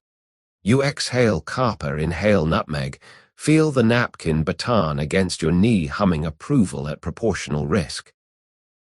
Above, twin moons blink in 3/4 time, ready for the next bar of music that isn't music yet. The chestnuts finish their slow spiral, click into perfect stillness, and the gallery holds its breath. 38 lungs, one communal accordion. From the ceiling's darkened rim, a silk ribbon unfurls, unassisted, the color of sunrise before it remembers to blush. It drops until its hem kisses the center of the nut sea, then pauses, gathers confidence, and spreads sideways into a banner that was invisible a heartbeat ago. Gold embroidery catches the last ember of lantern light. Ballet dissues les marins, the French is delicate, the thread slightly drunk on its own shimmer. Underneath, smaller letters add, misbehavior choreographed by time, scored by forgiveness, costumes by moonlight. No one applauds. Instead, the room exhales, a collective sigh so soft it could be a secret turning over in its sleep. You feel the title land inside your chest like a bookmark slid into a story that has finally found its first chapter. The choir master steps into the circle, moon mask replaced by a half mask of chestnut shell lined with silver. He raises the napkin baton you earned earlier. It stiffens, becomes a real baton, end glowing faint amber. With it, he taps the banner once. The silk trembles, releasing a scent of warm pastry and distant thunder, then rolls itself back upward, disappearing into the rafters as discreetly as a butler who has announced dinner and now minds his own business. Around you, Guests begin to stand. Slow, reverent, costumes rustling like libraries agreeing to whisper. They form a loose outer ring, leaving the spiral of nuts as center stage. You remain kneeling for a moment longer, letting the title settle into your bones the way snow settles on a roof that has decided to keep its heat to itself. From 4 directions, servants arrive carrying baskets of fresh cushions, smaller, rounder, the color of roasted coffee beans. They place 1 cushion per guest at the inner edge of the spiral. You receive yours embroidered with a tiny key dove, wings open in yawn. The message is gentle: sit, be both audience and performer, let the ballet borrow your heartbeat for percussion. You obey, sinking, the cushion sighs, accepts confession. Marble under your crossed legs is warm. Nuts have been hoarding body heat, or maybe the floor itself is blushing. Across the circle, the jesters' bells give a single anticipatory chime, then hush, respecting the moment. The choir master lifts the baton again, but instead of downbeat, he speaks, soft, enough to make silence lean closer. Titles are doors. This one opens downward, inward, not ward. When the music starts, follow the roll, forgive the stumble, scoop the sweetness. Curtain is optional, closing your eyes is not. He lowers the baton. Chestnuts on the spiral shiver, as if tuning themselves to an invisible string section.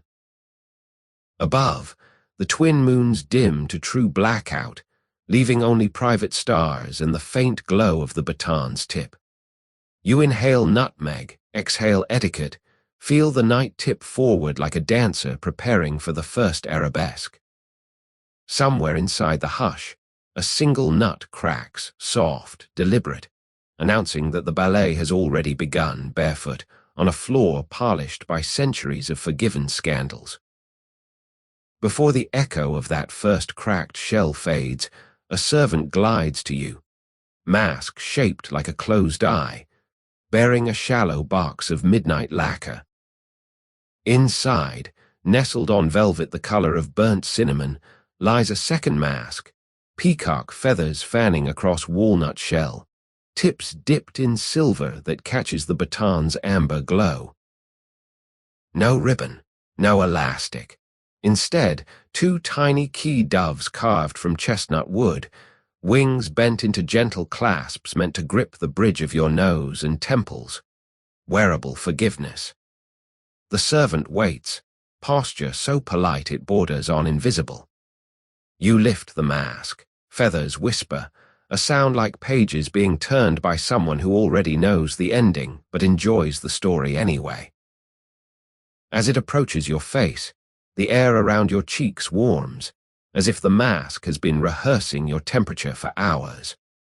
Clasps touch skin, soft click, and the world narrows to 2 keyhole slits framed by iridescent eyes that aren't yours but don't feel like strangers.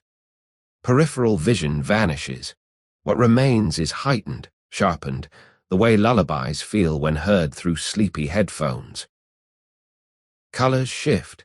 Candlelight gains turquoise edges, chestnut shells blush violet, the baton's amber halo greens at the rim like oxidized copper. Across the circle, other guests receive their upgrades. Drummer boy gets a mask of tiny drum heads stitched together, each painted with a closed eyelid. Cardinal Bocci, suddenly present, apparently awake, dons a scarlet shell lined with lace, beard poking through like festive fog. Everyone looks both more and less themselves. Identity laundered, starch removed. The choir master raises the baton, peacock feathers respond, fanning a millimeter wider, giving you the momentary illusion of having nodded yes. He taps the air once. No sound, only a visible ripple, as if the baton drags moonlight through water. Chestnuts on the spiral roll a single rotation, then settle, waiting for the beat to become a path. Your new mask adjusts its grip, not tight, just committed, like a friend who's decided to carry your luggage without asking what's inside. Through the keyholes, the room tilts pleasantly, a slow lean that suggests the floor has begun an introductory sway. You feel your spine echo the motion, vertebrae stacking themselves into a question mark that expects no answer. From the rafters, a single peacock feather drifts, spare perhaps or ceremonial encore. It lands on your cloak collar, clips itself invisibly, adding a tail you didn't know you needed. Weight, negligible. Responsibility, considerable. The choirmaster lowers the baton to his side, but the feathers keep moving. Gentle oscillation timed to heartbeat, not instruction. Apparently the ballet's first dancer is apparel, not owner. You inhale. Nutmeg enters, filtered through quills, exits as turquoise mist. Around you, 37 other masks begin their own micro-sways, the whole circle becoming a single organism breathing with many gills. Somewhere inside the hush, a second chestnut cracks, soft, deliberate, answered by a third. The score has started, percussion provided by shells, choreography by peacock shimmer. You flex your slippered toes, feel the moon crescent in your pocket warm against your thigh, and let the mask lead. Eyes almost closed, world reduced to feather-framed keyholes, night leaning in to whisper, "Follow." The third chestnut cracks, sharp, metronomic, and the gallery answers with a collective inhale that sounds like tide being called home. From four corners, drummers appear, barefoot, masks of mirrored glass reflecting everyone's anticipation back at them. Their drums are small, handheld, heads made of stretched silk the color of roasted coffee. They tap once, soft, questioning, then listen. Your heart replies, bar dumb. They nod, satisfied, and settle into a tempo that matches your pulse exactly, no negotiation, polite coupe. Around the circle, guests sway, peacock feathers swish, shepherd tweed rustles, cardinal silk whispers Latin verbs. Everyone keeps time without moving feet. Spines become pendulums, masks become metronomes. The choirmaster raises his baton, but instead of downbeat, he waits.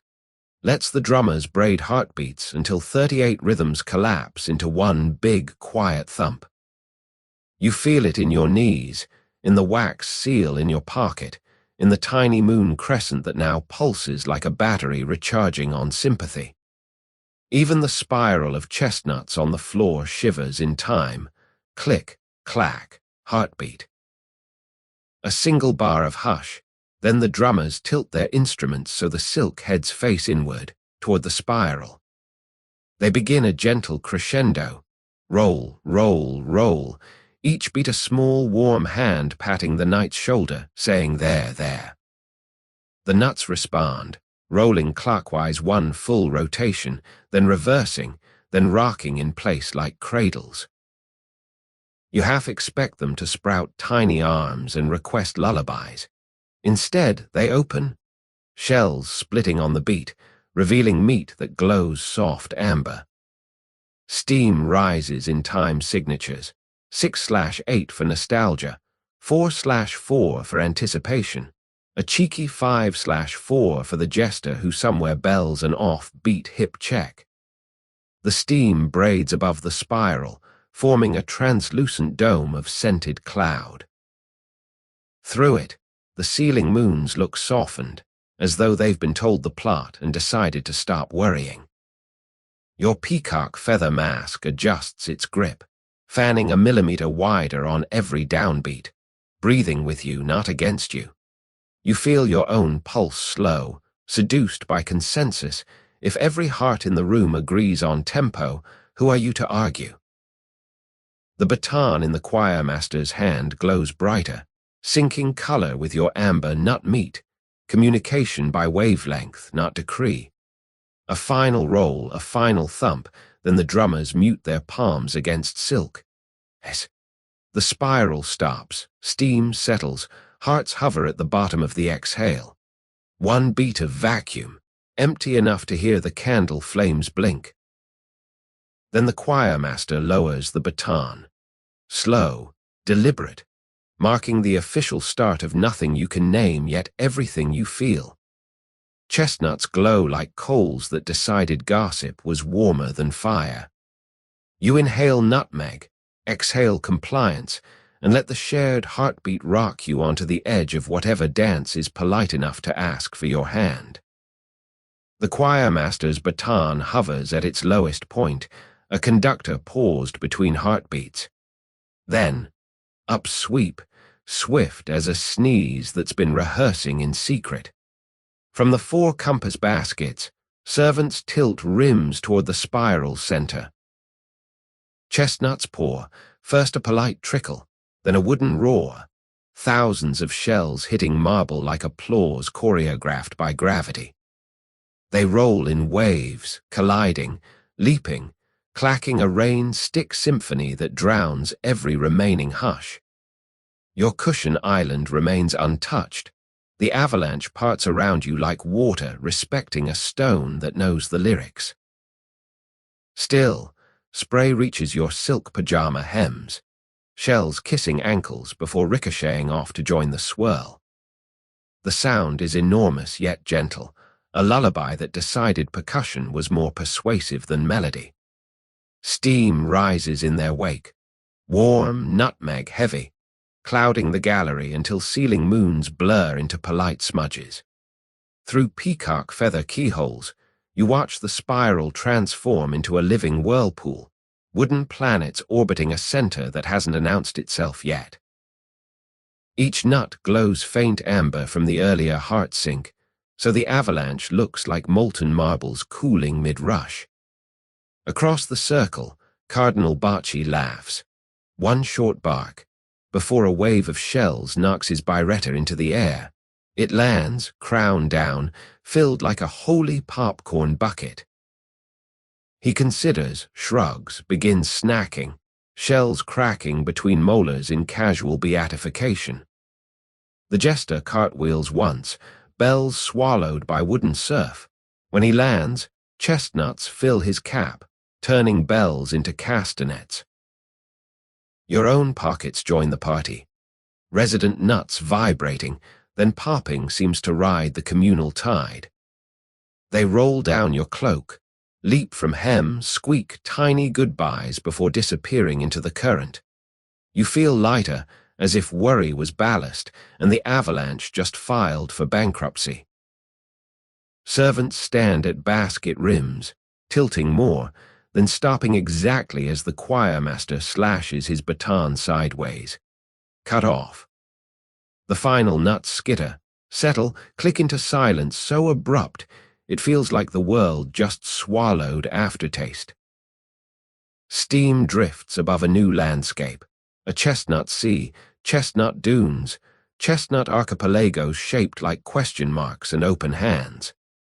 The center, once empty, now holds a small mound, knee-high, shells balanced like a cairn marking the spot where anticipation finally admitted it was ready. You exhale. The mound exhales back, a tiny puff of saffron mist that smells of pear lullaby and forgiven scandal. Around the circle, guests adjust positions, silk rustling like libraries agreeing to whisper louder. The choir master lowers his baton, touches the mound's summit, shells part, revealing a single golden chestnut, larger, brighter, humming the heartbeat tempo everyone still shares. He looks up, meets your peacock-framed eyes, nods once, invitation, coronation, instruction manual compressed into a blink.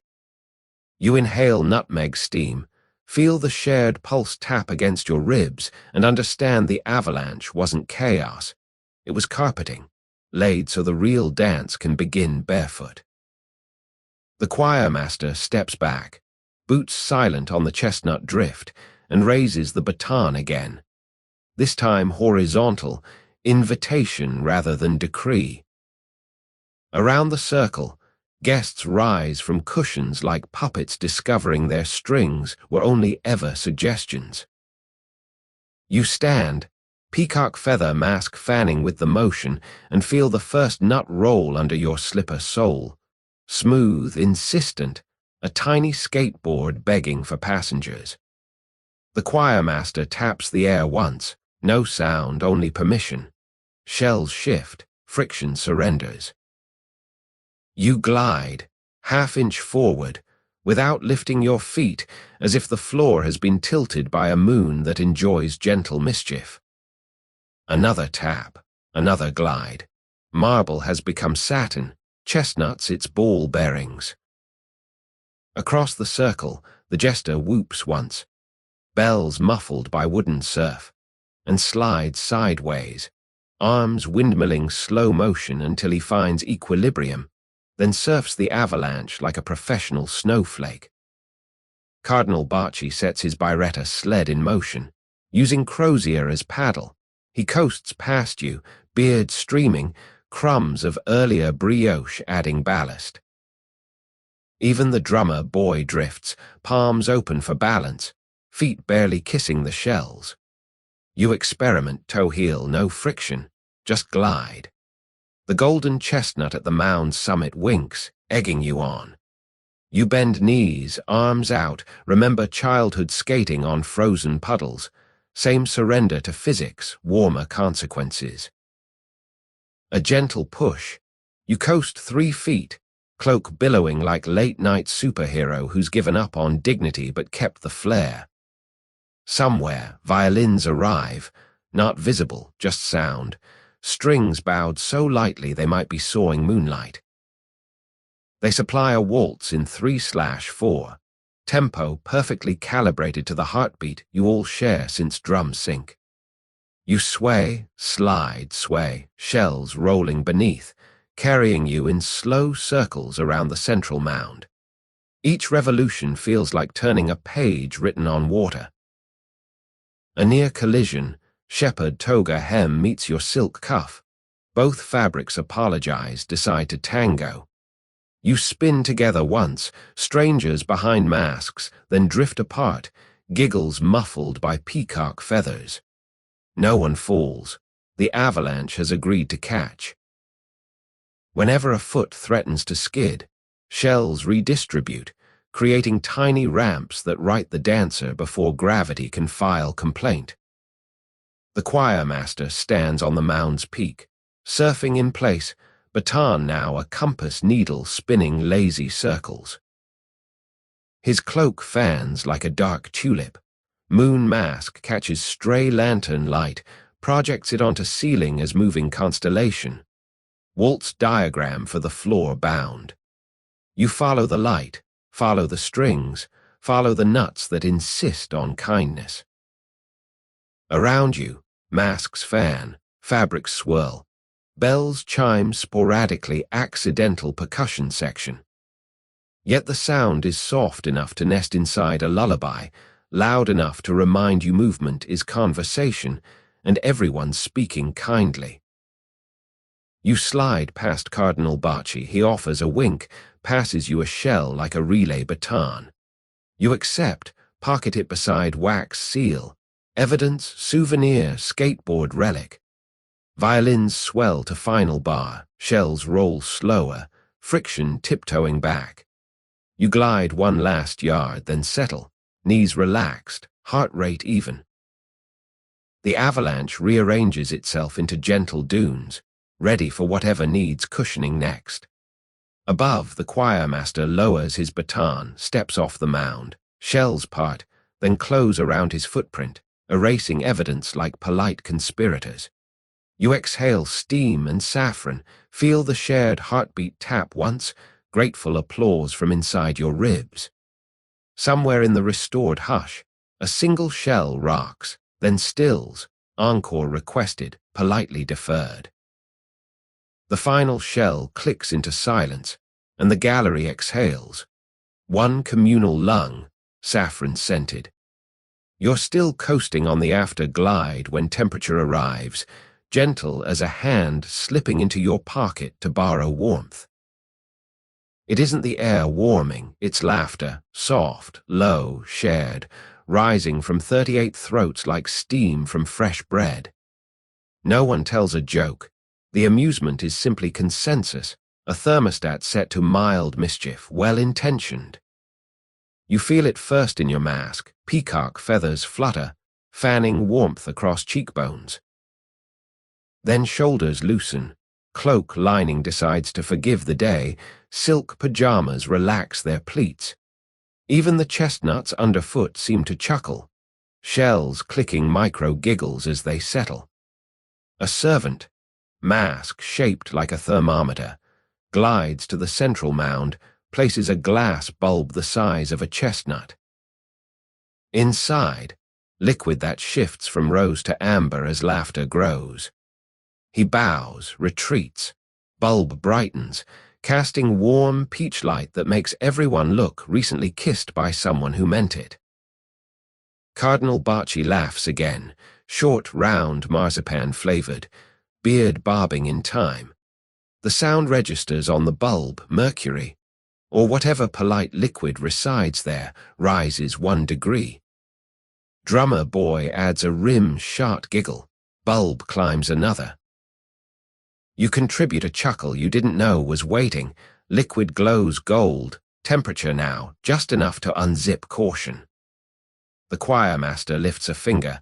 No dictation, simply measurement, then points to the ceiling. Twin moons respond, dimming to allow the bulb become sole sun, small but sufficient. Heat reaches that perfect nap time plateau. Cheeks warm. Eyelids heavy, conscience loosened like ribbon after presence. Across the circle, masks begin to slip. Not fall, just relax, revealing smiles that don't care about being seen. Shepherd grins at nymph. Cardinal winks at jester. Peacock feathers part just enough to let laughter escape without ruining mystique. Even the tapestry, Susanna smiles. Elders turning into kindly uncles who have decided chaperoning includes applauding. You feel the pear lullaby stir, join the laughter, add citrus notes. Worry. What little remains, unbuttons its coat, prepares to leave. The wax seal in your pocket warms, approves the temperature, remembers that forgiveness works best when slightly toasted. Thermometer servant returns, checks bulb, nods once. Optimal mischief achieved, 26.5 units confirmed by peaky glow. He pockets the bulb. Warmth lingers, now self-sustaining, like a joke that keeps telling itself after the teller has fallen asleep. Violins, previously invisible, return for a single chord, major, warm, then vanish, job done. You inhale peach, exhale peach, feel the gallery settle into a hug large enough for everyone and no one in particular. Somewhere inside the hush, chestnuts click once more, applause, or maybe heartbeat. Then still, satisfied that the night has reached the exact temperature at which scandal becomes lullaby. The laughter warmth lingers like peach tea in a favorite cup when the lanterns dim again. Not darker, just deeper, as though someone poured indigo behind the candle flames. Across the candle sea, a servant steps into the center, masked like a silhouette cut from midnight paper. He raises 2 hands. Light behind him blooms custard yellow, throwing his shadow across the spiral of chestnuts, shadow tall enough to tickle the ceiling. Without introduction, his fingers begin to preach, index and thumbs snap into antlers. Moses, or maybe reindeer, theology is flexible. Behind him, 2 more servants join, backlit, creating secondary shadows that braid with the first. The result, a 3-layer sermon, biblical silhouettes retold in real time, soundtrack provided by occasional shell click. First scene, Eden. Serpent appears, shadow hook of pinky, offering a chestnut instead of apple. Eve accepts, shell cracks, steam rises like knowledge that's been microwaved. Adam shrugs, takes a bite, and both shadows sprout peacock tails, Apparently salvation pairs well with flair. You watch through feather keyholes, mask adjusting its grip to let eyelids widen. Around the circle, guests exhale clouds of peach-warm breath. Shadows drink the clouds, incorporate them into next scene. Second tableau, Jonah. Whale is shadow of two interlocked hands, mouth opening to swallow a chestnut Jonah who rides the spiral like a surfboard. Inside the belly, Jonah lights a match, strike of thumbnail flare, cooks the chestnut, shares it with the whale, who immediately burps him onto a dune shaped like forgiveness. Even shadows agree digestion is easier when shared. Third vignette, loaves and fishes, not style. Shadow Moses lifts 5 chestnuts, breaks them. Pieces multiply, roll outward, feeding 5,000 silhouettes who appear as finger-tip silhouettes along the spiral ridges.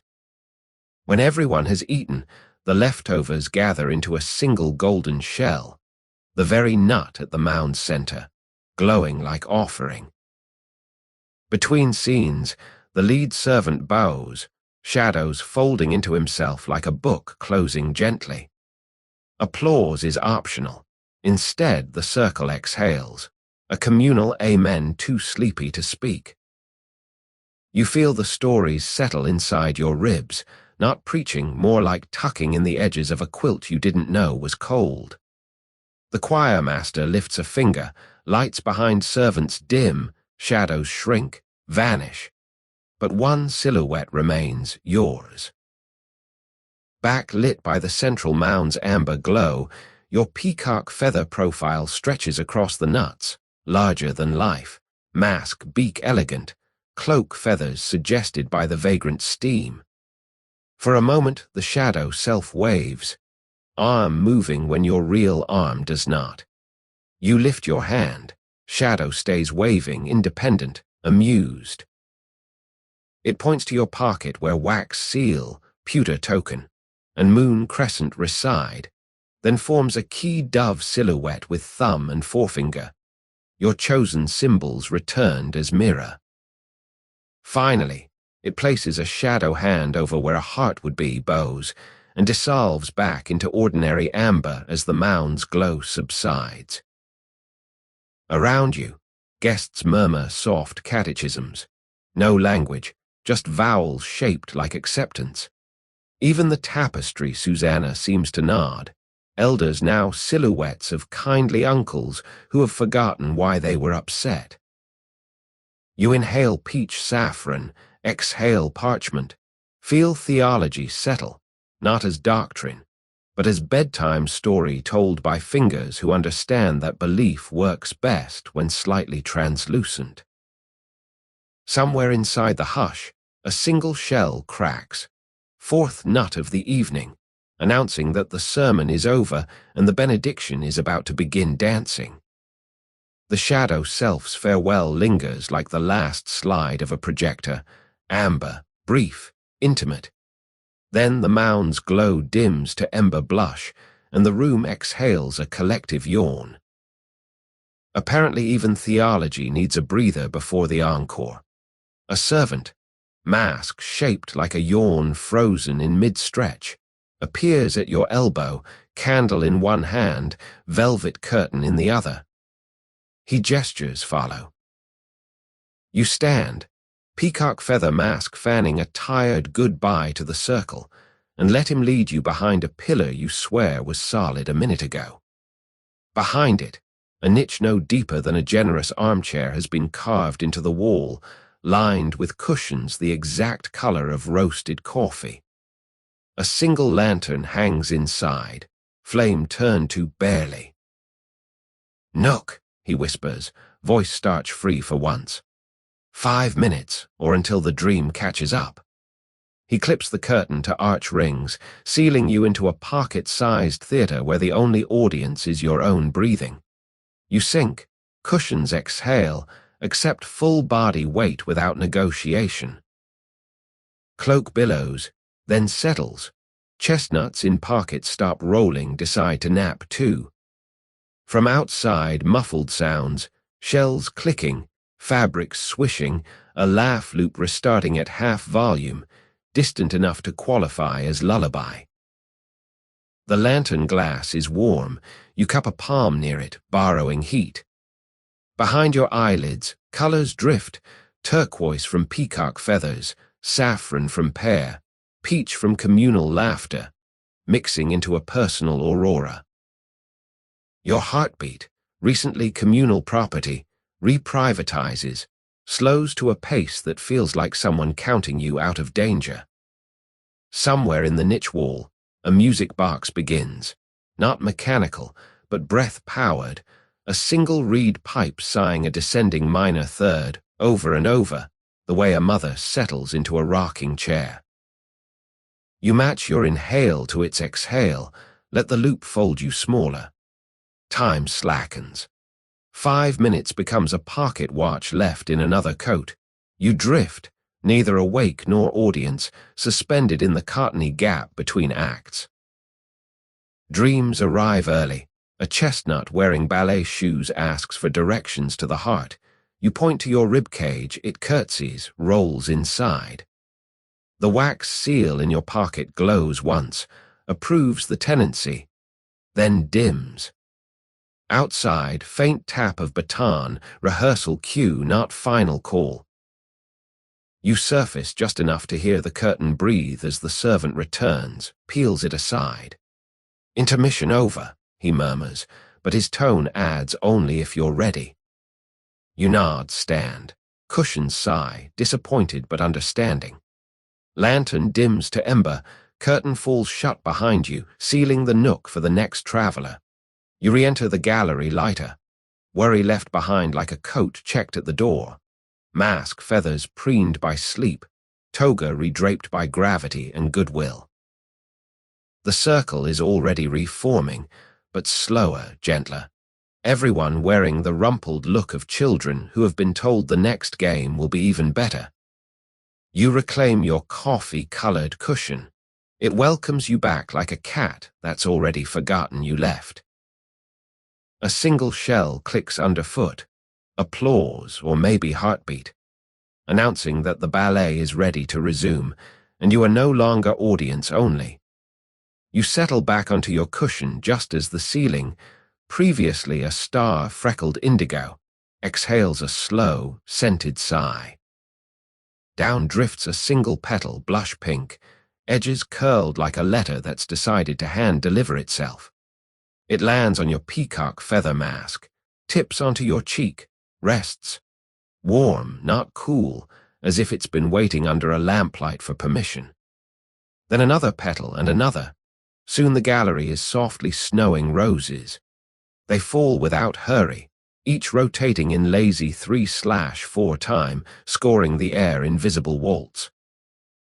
Where they land on skin, they cling like stickers awarded for good behavior. Where they meet marble, they pause, then slide toward the spiral of chestnuts as if magnetized by sweetness.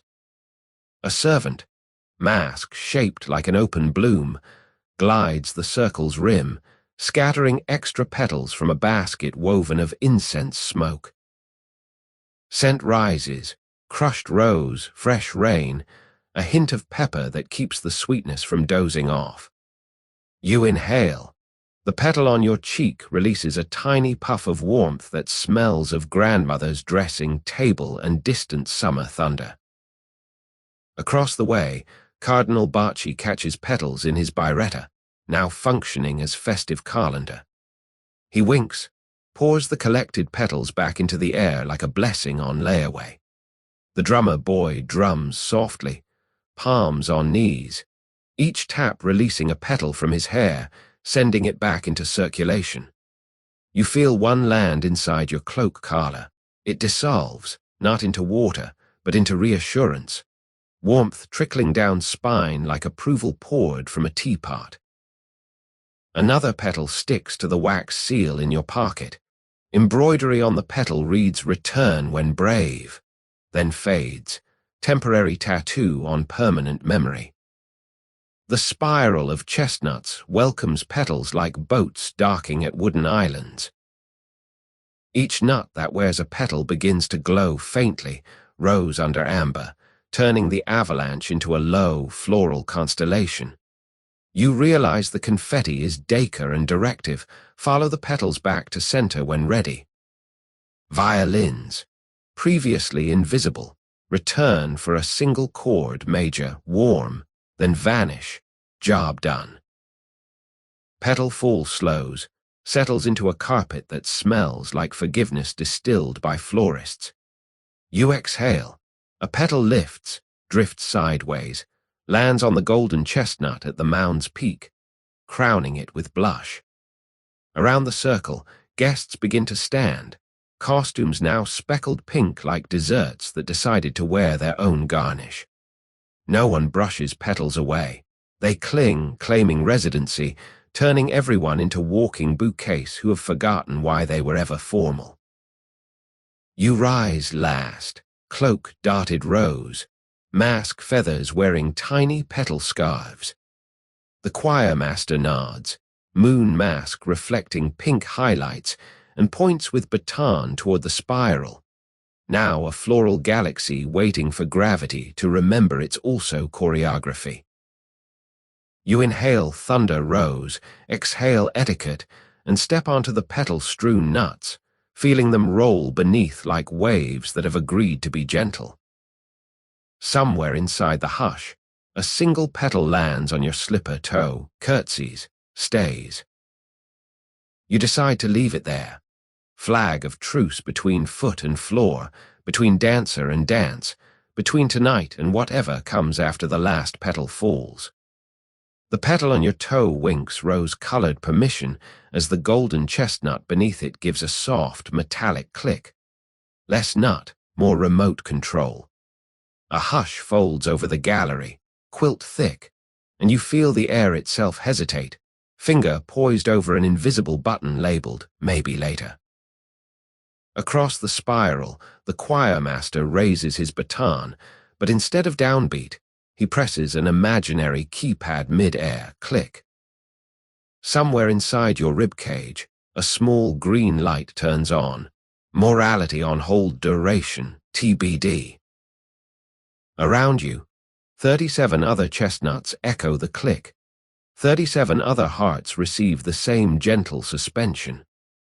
A servant, mask shaped like a paused hourglass, glides center stage, places a crystal disc the size of a communion wafer atop the golden mound. It glows soft teal, the exact color of conscience deciding to take a coffee break. From the disc rises a single holographic button floating at chest height, pulsing slower than a resting pulse. The choir master nods toward you. Honors, apparently, are communal tonight. You step forward, petal still riding your slipper like a rose-colored barnacle. Finger hovers. The button radiates coolness, smells faintly of incense and newly laundered excuses. Across the circle, Cardinal Bacci shrugs, grinning, permission wrapped in scarlet. Drummer boy taps once, soft rim shot, then rests palms, waiting. You press.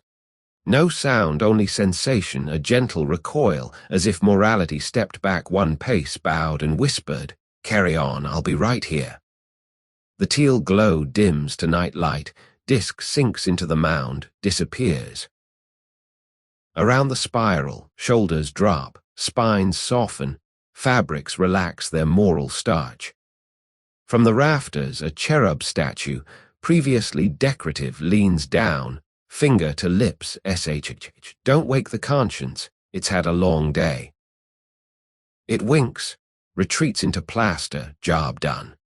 You feel embarrassment attempt a comeback, meet the teal afterglow, decide against entering and leave. The choir master lowers his baton, now glowing the same soft teal along its chestnut shaft. Temporary upgrade, moral neutral addition. He taps once. The spiral of nuts responds by rolling a gentle half-turn, rearranging itself into a looser swirl, wider lanes, fewer intersections, as if even geography agrees to look the other way. Behind your mask, you notice thoughts arriving unchaperoned. What if fun is just forgiveness rehearsing? What if scandal is simply story on its day off? The thoughts don't demand answers. They're more like postcards from a mind that's been told the post office is closed for renovations. A final click. Your heart's green light blinks twice, confirms hold approved until sunrise or until dawn files an appeal, whichever comes first. You inhale teal, exhale rose petal. Feel the night lean in and whisper, proceed, but be gentle. Even paused things can bruise. Somewhere inside the hush, a single shell cracks, 5th of the evening, announcing that morality has officially left the building but left the porch light on. You step back into the circle, slipper finding purchase on rolling nuts, and ready yourself for whatever dance follows the moment when right and wrong decide to watch from the sidelines. The teal afterglow is still fading when the air develops a metallic taste, copper, candle snuff, and something clock-worky. From a niche you hadn't noticed, a long case clock steps forward, not wheeled, but gliding on bare feet masked as pendulums. Its face is porcelain, hands shaped like miniature chestnut shoots. Instead of Roman 12, the top reads Roman 13, painted in violet ink that smells of your childhood pencil case. The clock bows, waist hinged polite carpentry, then strikes once bong. Sound is soft, felt more than heard, like a heartbeat wearing mittens. Yet every candle flame bows, every mask feather trembles, every nut on the spiral hops a millimeter, then lands, embarrassed. A second strike doesn't come. One is enough. 13 has announced itself, taken a seat, and will not explain. Around the circle, guests check invisible watches, shrug, agree to ignore the arithmetic impossibility. This is, after all, a night that negotiates with time rather than obeys it. The choir master lifts his baton, now free of teal, and taps the clock's case once, permission granted to proceed. Clock curtsies, retreats to niche, face dimming to night light, hands moving backwards at the speed of slowly forgiven guilt. Apparently the extra hour will be spent in reverse, like rewinding a cassette so the chorus can be hummed again. You feel the 13th beat settle in your pulse, one extra systolic waltz step, then integrate, polite guest who brings wine and leaves before breakfast. Morality, still on hold, sends a postcard. Enjoy the bonus reel. Dawn remains non-negotiable. Servants reappear, slippers shoosh in 3/4, carrying tiny hourglasses the size of chestnuts. One is placed on each cushion. Yours shows sand the color of sunrise flowing upward. You flip it. Sand defies gravity, continues ascending, as if time has decided to rehearse its lines backwards before speaking them forward. Across the way, Cardinal Bocci pockets his hourglass, winks. Early arrival at forgiveness, no waiting. Drummer boy taps once, soft rim shot, then rests sticks on knees, letting reversed seconds conduct themselves. The choir master raises 2 fingers, not victory, simply measure 2 of a bar that now contains 13 beats instead of 12. He counts silently, lips moving, then drops his hand. Around the circle, chestnuts roll a gentle step counterclockwise, erasing their previous trail and drawing a new one, mirror image soft. You inhale copper tick, exhale candle talk, feel the bonus hour slip into your bloodstream like warm brandy poured into already forgiving veins. Somewhere inside the hush, a single shell cracks, 6th of the evening, announcing that the 13th stroke has been officially logged, and the dance may now proceed with extra elbow room. The 13th beat lingers like an encore that forgot to leave the stage. You rise, slippered toes finding the reversed spiral, nuts now rolling counterclockwise, gentle treadmill set to lullaby.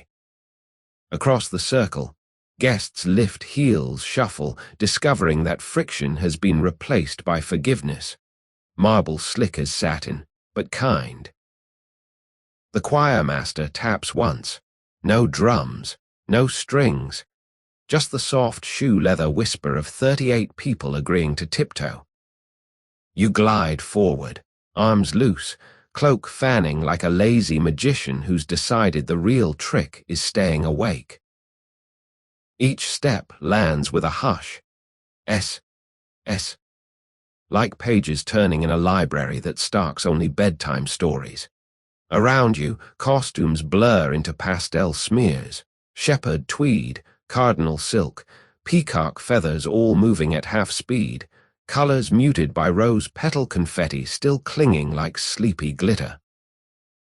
Even the golden chestnut at the spiral center rotates slowly, grinding out saffron scent instead of sound aromatic percussion for feet that prefer silence. A near miss, you drift toward Cardinal Barchi, both pause, trade places without lifting feet. Soft shoo-doo-see-doo, bow implied, bells muted by mutual nod. Marble accepts the choreography, reflects torchlight in ripples, creating mirror images that dance upside down, perfectly synced, perfectly polite. The jester cartwheels once, but in slow motion, bells making only breath sounds, like wind chimes that have taken a vow of whisper. He lands, continues shuffling, slippers scuffing out tiny commas that suggest punctuation rather than exclamation. You feel the napkin baton against your thigh hum approval, tempo locked to the shared heartbeat that's been ticking since drum sync, now slowed to barely.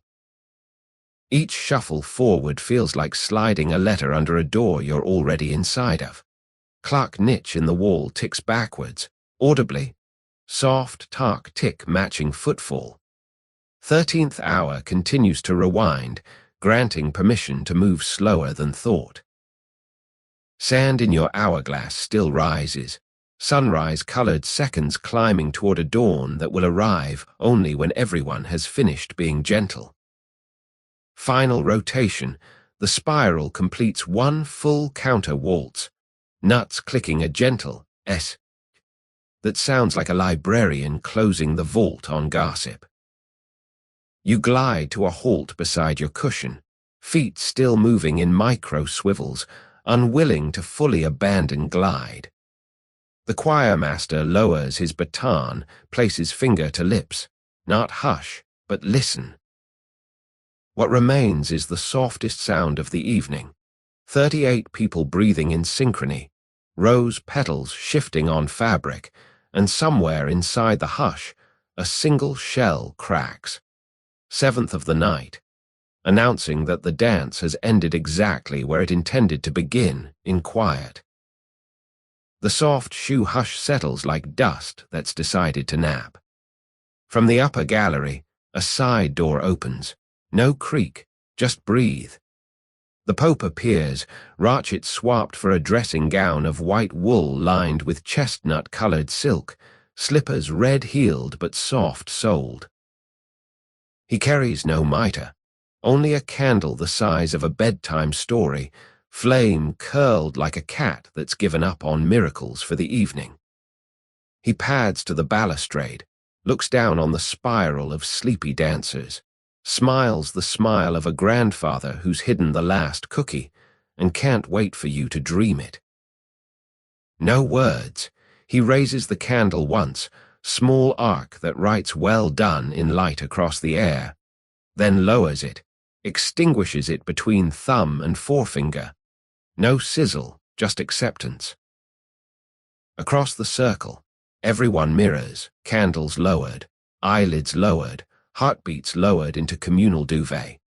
You feel the peacock feather mask relax its grip, as if even apparel recognizes closing time. The Pope turns, gives a single backward wave, fingers opening and closing like a hand-operated lighthouse signaling. Safe travels across the night.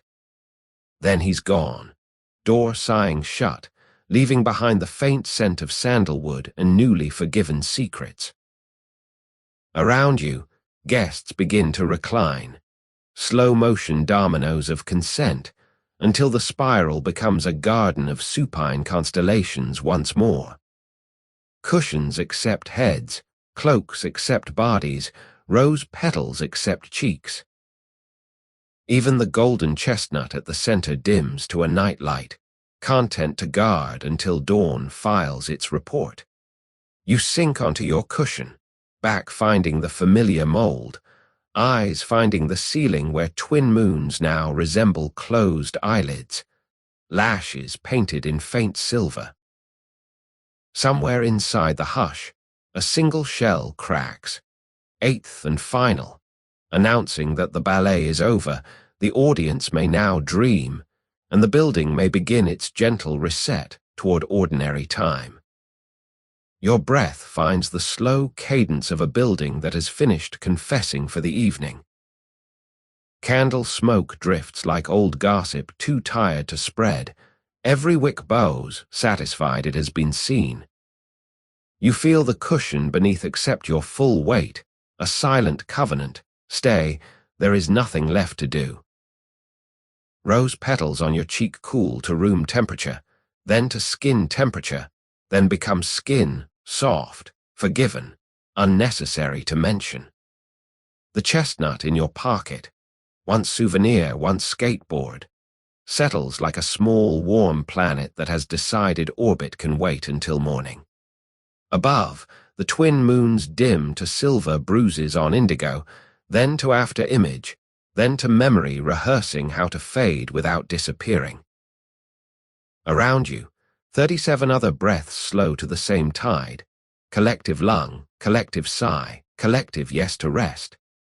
Each exhale is slower, the night leans closer, drapes itself over your shoulders like a cloak that has learned to breathe.